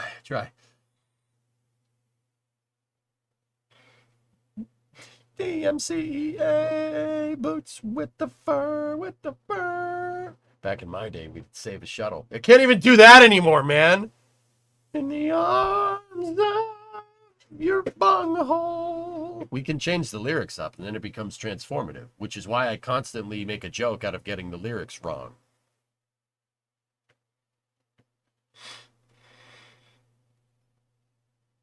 Now sing it. That's Zoidberg. I don't want to do that to my voice, man. My voice is already screwed. I don't want to don't make me do that, man, please. Am I insane for thinking Booster 12 will fly in Flight 6? Yeah, a little bit, Trey. A little bit. Why? They got Booster 13 ready to go. Actually, Trey, the better testing thing to do here would be to just shelve Booster 12 for now. Launch Flight 6, get Booster 13 back, and then compare 12 to 13. Oh, God. Bill Swift. To show you the power of flex tape, I sawed the moon in half. Did water come out? Okay, your pardon. Okay, thank God. Have you had your booster shot? Well, GG, I took a shot watching the booster landing once. Does that help?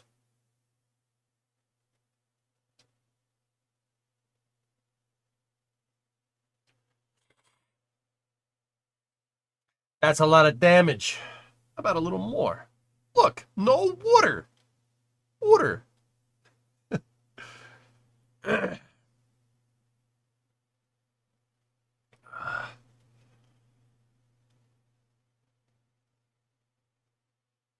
In Massachusetts, it's booster shot. Nice, Bill. That's a lot of damage. Put ship 26 and booster 12 together and send it.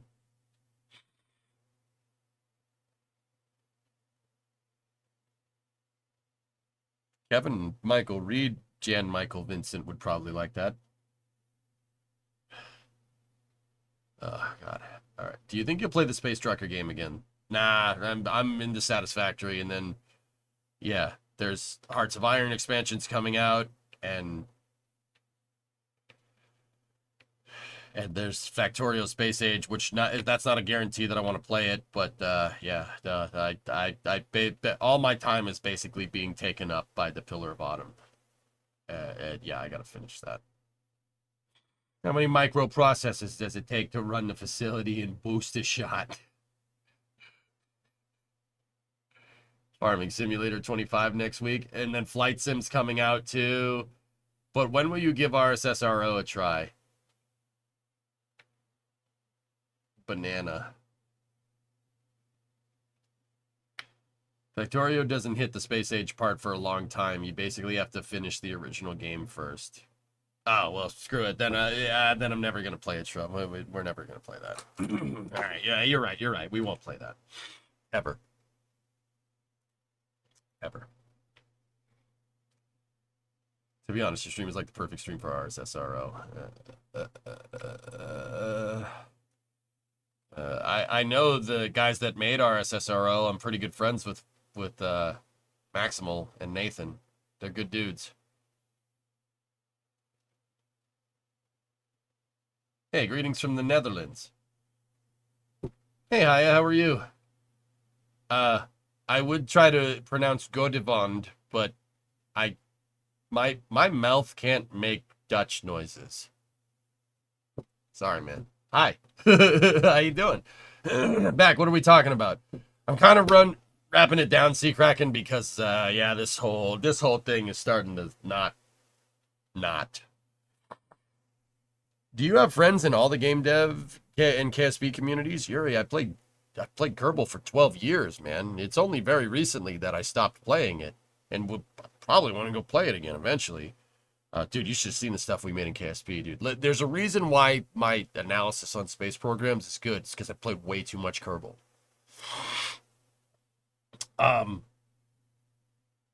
Yeah, I know a lot of. I mean, dude, I'm a Twitch streamer. Like that. I came from Twitch. Twitch was a game streaming website. I know a lot of developers around in the industry. Not to mention, I'm a 3D artist by trade. You know, so I know a lot of people in the industry. Yeah, absolutely. That's okay. Same here. I'm doing great. Right on, man. I do have this trope. I do have this. Hallelujah. Yeah. Delicious. Put it on some coffee. Fantastic. Developers. Put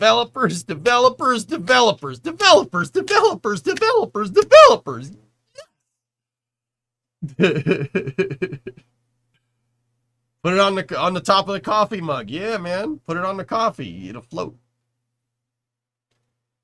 Yeah, Stroop's amazing, dude. Gekoloniserd. What does that mean? I don't know what that means. Gesundheit. Did you just sneeze? Are you sick? Prove it? I don't have any coffee. Every Dutchman chat. Several Dutch people are typing. EJ, make sure you take a shower when you're done. I can smell you from here. I can't. I can't, dude. Sorry. I don't smell nothing. It smells great because I can't smell nothing. It means colonized. You guys are pretty funny, dude. I'd like to go back to Amsterdam. I was there on a business deal that went sour in 2023. But it was a really nice place. It seems like a really fun time.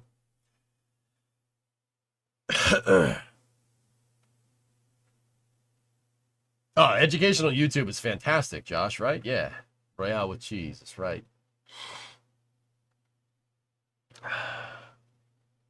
All right, guys. I saw a bicycle garage. Not only did I see a bicycle garage in central Amsterdam, I went into the bicycle garage with no bicycle. I don't care. People are like, oh, what is this American doing here? I'm like, dude, this is a bicycle garage. This is cool. It's a bicycle garage underneath a river. I'm like, I'm not even mad. That's awesome. How expired are the Stroops? Oh, I don't know.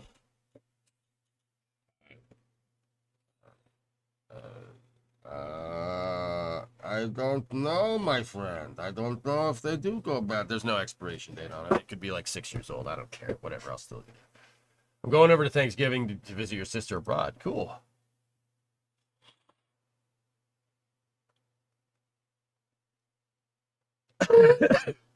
Just imitate the Swedish chef.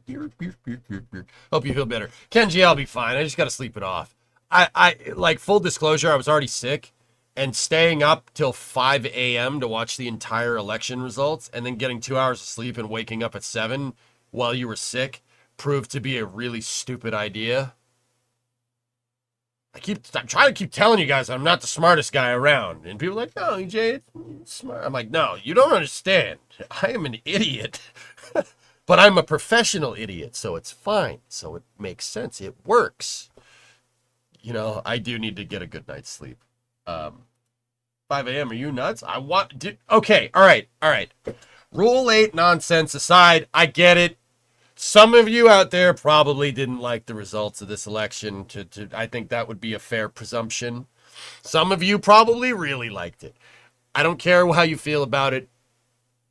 I like watching the election. I like watching it unfold. I like seeing the stat. I like seeing the percentages. I like seeing the rate of count.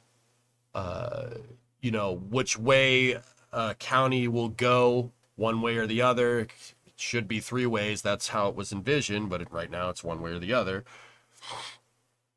I like seeing that unfold in real time. I think it's very interesting data analysis. That's why I watched the whole election. I watched all of 2016 until 5 a.m. I watched all of 2020 until 5 a.m. I watched all of 2024 until 5 a.m. That's what I do. Logistically, it's impressive. There's 330 million people in this country, Doom. The fact that we can tabulate that many votes that quickly is frankly impressive. The fact that it doesn't take like a freaking year is really, really impressive. I like seeing that unfold. I think that's super cool. Like, I look at where I live, right? And, I'm like, the time that I put the ballot in the damn machine, right? Because Bream and I voted in person, right? The time we put the ballot in the machine, like a couple hours later, it's on the national tabulation. That's wild to me. That's super cool. I think it's super neat, and I do enjoy looking at the process.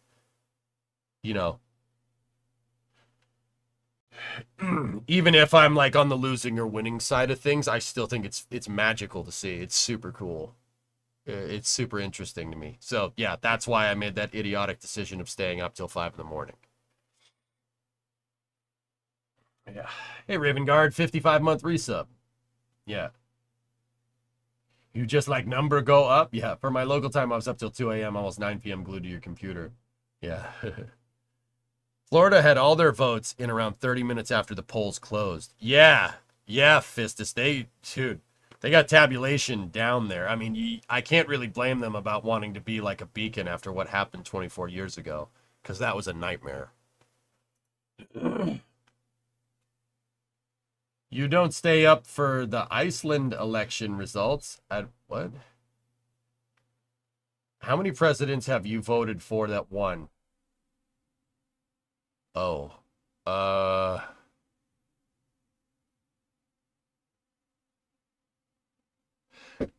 don't want to answer that, Jack, because I don't want to say. I don't believe in telling, because I'm your entertainment, I don't believe in telling you guys anything about my political opinions, except when it comes to spaceflight policy. You don't need to hear that from me. You hear it from everybody else 24/7, 365. I don't think it's my place. In saying that might disclose some things, let me just say I'm pretty good. I'm pretty good at seeing outcomes of elections. I've gotten it right. Like, I think I've missed it once since 2008. Not in who I vote for, in election result. Very important. I've gotten the outcome in every election that I've watched. 2008 was the first one that I could vote in. In every one that I've watched, I could pretty much see the result before it happened. Like I could, you could kind of connect the dots.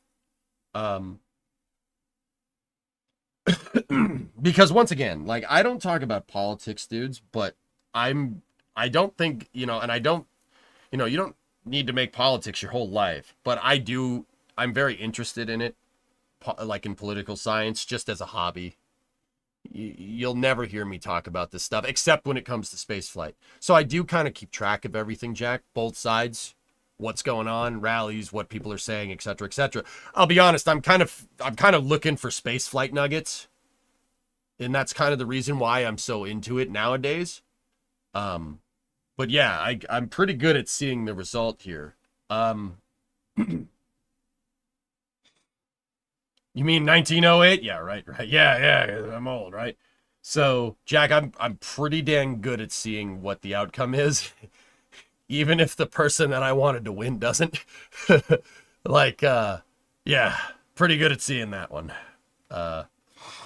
There have been elections, I will say, over the past, since I've been watching them, where the guy that I wanted to win hasn't. You know, it happens. But I'm not going to say who. It's not my place, dude.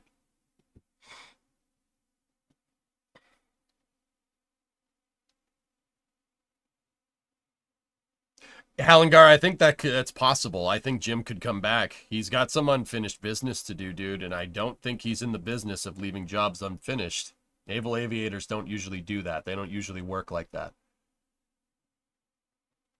Like, Jack, is that a fair answer to that question? Have you tried ground news? It's pretty good for accumulating multiple sources reporting on the same events. No, Def. I usually take...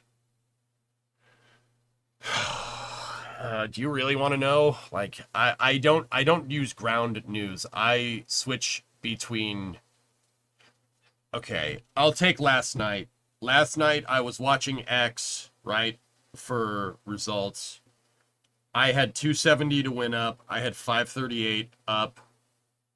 I had a multi-view on my television with CNN, MSNBC, Fox, and Newsmax. I like covering the spectrum, dude. Just to see. Just to see. Yeah, I watched the whole damn thing. It's fascinating to see it unfold. It's fascinating to see like who calls what when and like on different sides. I think that's super interesting. Yeah, I think that's super interesting to see it unfold, man. It's so fascinating, and as an American, I can't say that I'm not proud to be a part of it. Yeah, Joe, for sure, for sure. Was it consistent? Okay. All right. Fox was calling stuff for Trump way before CNN was, and MSNBC. Fox and Newsmax were calling states for the president-elect way before MSNBC and CNN, for what it's worth. I mean, no surprise there, to be honest with you. Like, I mean, duh.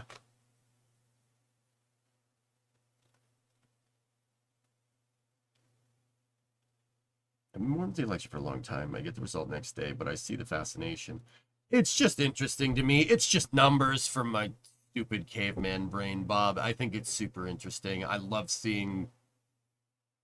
I like civics, too, so I like seeing how the whole system unfolds. I like seeing it work. It's so fascinating to me.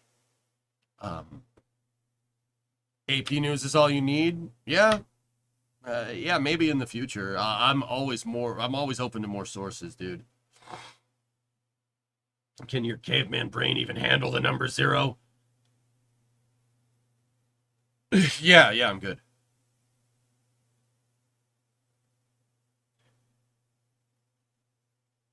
From what it's worth, I worked for the people that lost last night, but I agree it's fascinating to watch. Yeah, Dino, that sucks, man. It sucks, dude. Taking that big L really hurts, you know? It's certainly not fun, dude, but you know, it's out of our control, right? Like, it's out of your control. So you got to turn the page. You got to turn the page, dude. Right? It's a pain in the butt, but you got to turn the page, man. You know, totally, definitely not the feeling I had 2 to 4 years ago, but it's always next time. There you go. There you go. There you go. That's what Americans do. That's what we do. We don't take this stuff lying down, right? We don't do that. Everyone doesn't do that. You figure it out. I mean, look at the rebound from 4 years ago to now. And guess what? The pendulum's going to swing all the way back because that's what it does. Time is a freaking flat circle. That's what happens. You'll be fine. Trust me, you'll be fine. Don't listen to the loud people. They're loud and it's background noise, all right? If you're SETI, you don't sit there listening to GCWs all day, you know what I'm saying? You're trying to isolate a signal. Right? That analogy didn't really hold up, but you get what I'm trying to say. Oh, yes, Bram. Yeah, T-Dave. 6 to 8 month resub. It does like to swing, Reaver. That's for sure. Yeah, Hermie, there you go, man. There you go. You can either whine and complain about the other guy one. You can be the bigger person, appreciate things that are good. Yep. Drink, water time. Where's my water? It's down here. I pretty much went through this whole thing. Local level volunteer in Michigan. Dano, I can't believe Wayne County's tabulation. Did you see that? What the frick, man? Look, I was watching those numbers pretty close because everybody was, right? Everybody was watching Wayne County. Holy crap, dude. What the hell? What happened? This is too early, but I can't help but notice it's the same trend across the world with incumbent governments getting slapped by the opposition. It's a fascinating pattern. Dino, why do you think I tell people to not get caught up in it?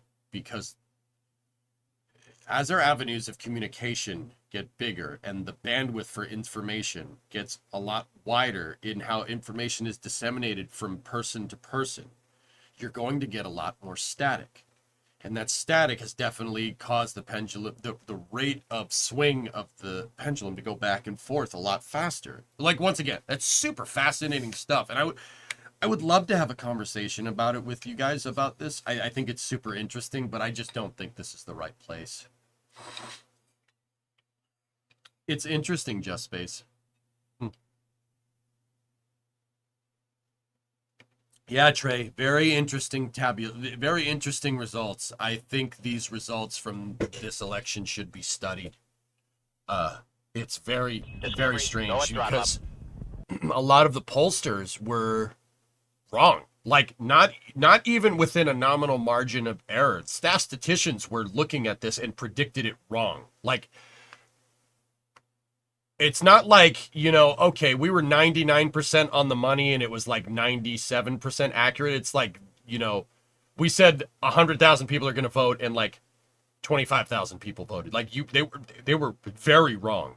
Unbelievable. Like, where are you getting your polling information from? Like, what's your data set? It's very interesting from a stat point of view. I have to go look at 538 again, Joe.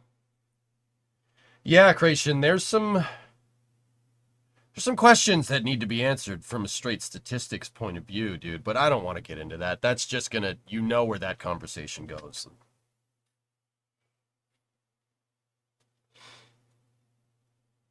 Never listen to pollsters, listen to the bookies.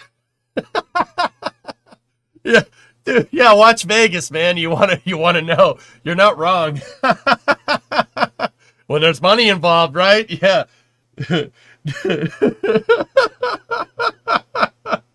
Vegas was they were pretty spot on, dude. That's crazy. Yeah, for me it's also interesting to watch because here yeah, I got you, man. I got you. XQC lost 600 grand. 600 grand.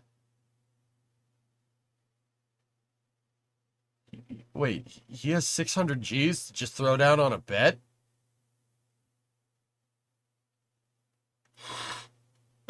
Just Base, all right, I gotta go to sleep, but I enjoyed this debrief. Yep. Guys, enjoy it, because this is like the only time you'll ever hear me talk about this, ever. It's not my job to. You're here for space, and I understand that. With that being said, I'm being a little lax because it's the day after the election. I don't want to hear about this crap ever again. I don't want to hear about this crap ever again after this. All right? Ever. Hey, yes, no, never again. He's lost 50 million gambling. 50 million? 50 million? 50.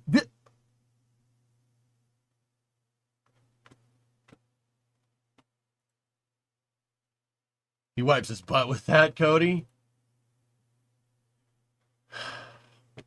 Man.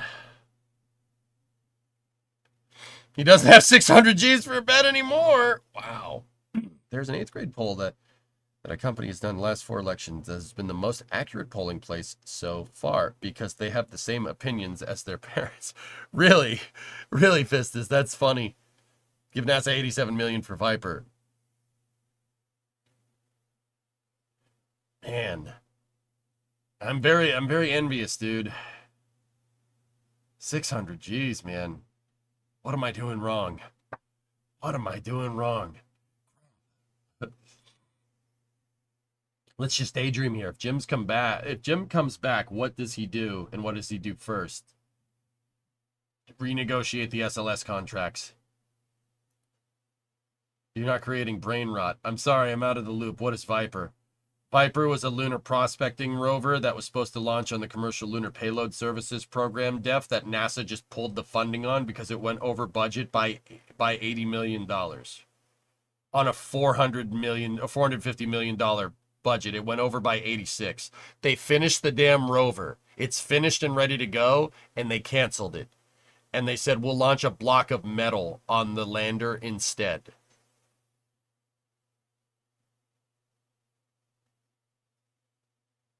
Yeah, where's Jim going to start? If Jim goes back to being NASA administrator, you should start with that, like that right there. Yeah, start there. Basically, find the people that thought that was a good idea and fire them. You know, like, I get it. You have budget constraints. I understand that. The rover's finished. The rover is finished. How tone deaf are you? How tone deaf do you have to be to throw the book at a mission citing and cancel it citing cost when it's finished? I can understand if the thing went over budget and you have no tangible result. The rover is done. The rover's done. The rover's finished. What are you thinking? The rover is finished and it's required for Artemis. Exactly. Dude, that's why I freaked out. That's why I still freak out. It's pissing me off right now. Like, that's why. Because it's not okay. That dude, that's tone deaf. What are you doing? That's not how you run NASA. Do you know if the next lunar rover concept will be a folding rover similar to Apollo? No, Dan, I don't think they're going to be folding rovers like the Apollo program because, well, to be very candid, Starship's frigging huge. You don't need to make a rover that folds up. When you have like a 50-ton payload capacity to the surface of the moon, the rover doesn't need to fold. We could just throw a Cybertruck in Starship's payload bay and just, it'll probably work.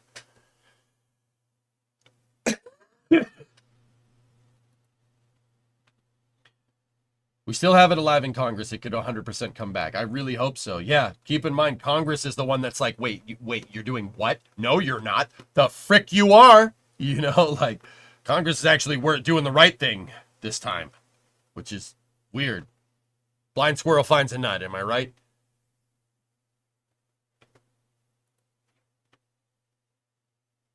As long as a rock doesn't hit the window. Or a bullet. Wait. Post-launch running costs are a thing, though, but yes, I agree they would be minimal for Viper. Yeah, well, you got to be... Dude, see, here's the thing. I don't mind if stuff... Like, I understand canceling a mission. If it goes over budget, you have budget constraints, you have budget overlap, etc., etc. I get it. Psyche went over budget by way more. So did Lucy. James Webb went over budget by a long shot. What the hell is up with the selective application of budget constraints?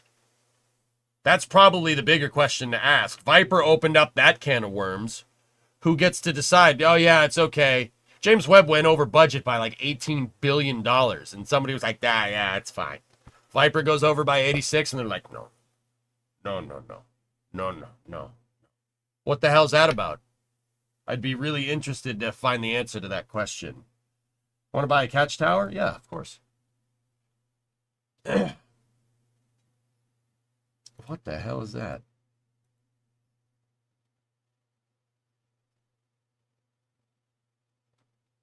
That's not real. That can't be real.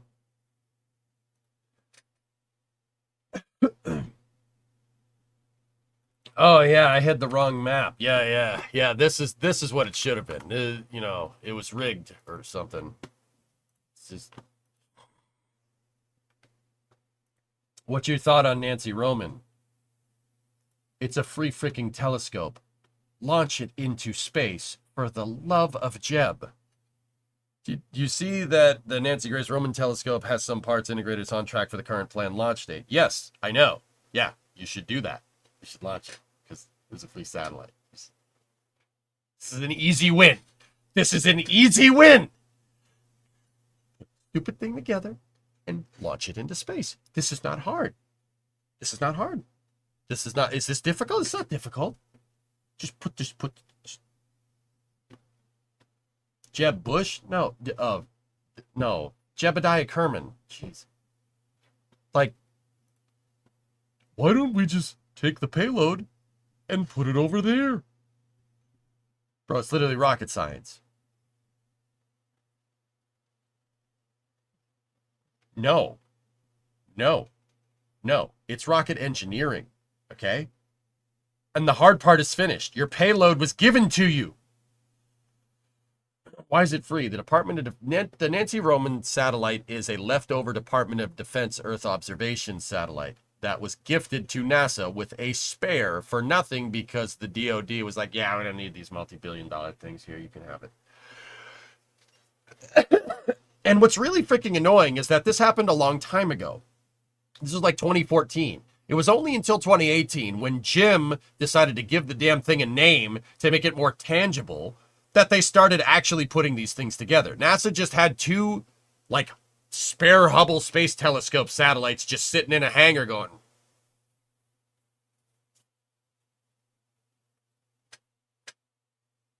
I don't know.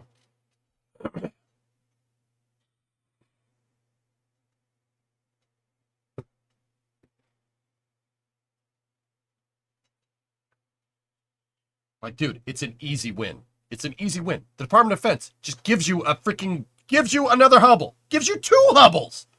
And even NASA was like, well, we'll just launch one. It'll be fine. We'll just launch one. It's good.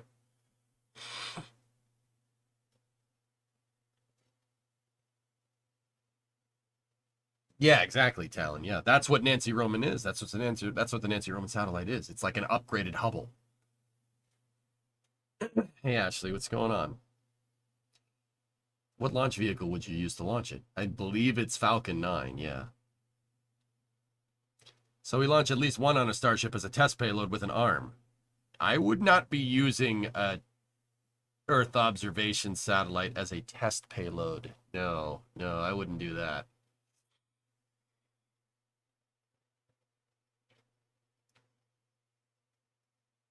Should have named Viper after some famous dead person. Wouldn't have been canceled that way. Yeah. Yeah. What's going on? I don't know, Ashley. I'm kind of winding it down here. I'm getting tired. I stayed up all night watching the election. And I'm also sick. So getting 2 hours of sleep was probably not the smartest thing to do. There was also liquor involved.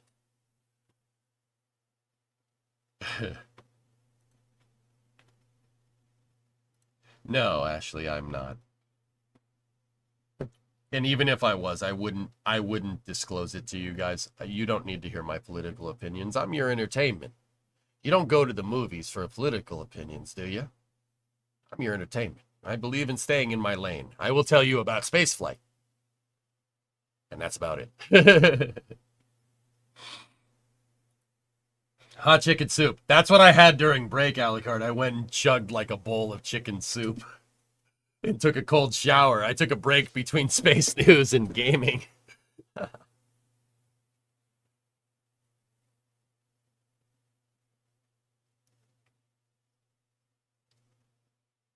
That's right, Pun Sister. It's not,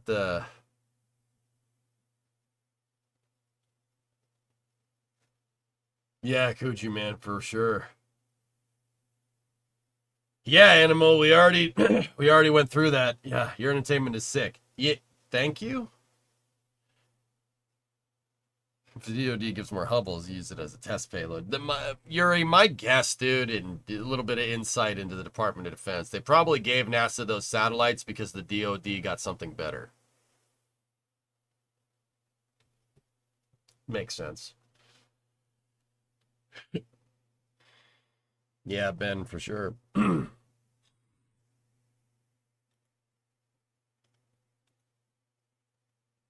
right on the money, literally. I've been doing this long enough to know the game, Def. I know the game pretty well. I don't need to tell you that, you know.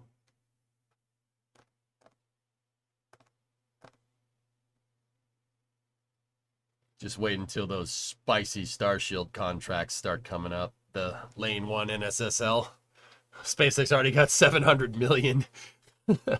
There's wait until we see the rest of those. I'm sure those won't be low budget contracts. I'm sure.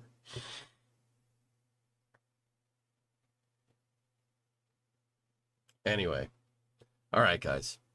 Time to put this stream into the square hole. It's right, it goes in the square hole. Can we bypass the military and make the DoD great stuff NASA house? There's a lot of people that probably have a problem with that, Yuri. But I mean, what do you think Hubble is? Hubble can stare deep into the vast darkness of space and almost touch the beginning of the universe. It's a spy satellite pointed in the wrong direction with glasses. You know, that whole nearsighted, farsighted thing. Why do you think they needed to fix it? Why do you think they didn't grind the damn lens correctly? Because they ain't used to making satellites farsighted. That's weird. They had to give it contact lenses.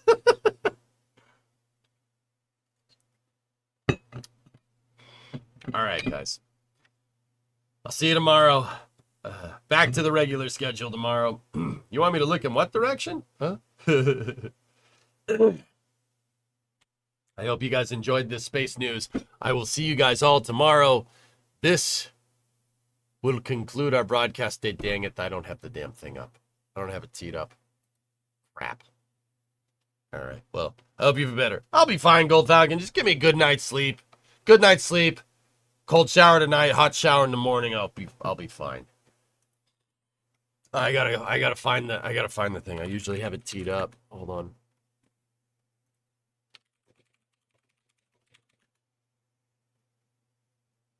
Ah, there we go. There it is. Boop. Boop. Boop. Boop. Still fighting up flu for 2 weeks now? Oh, jeez. All right. This concludes our broadcast day. I will see you guys all tomorrow. Have a good night. Thank you.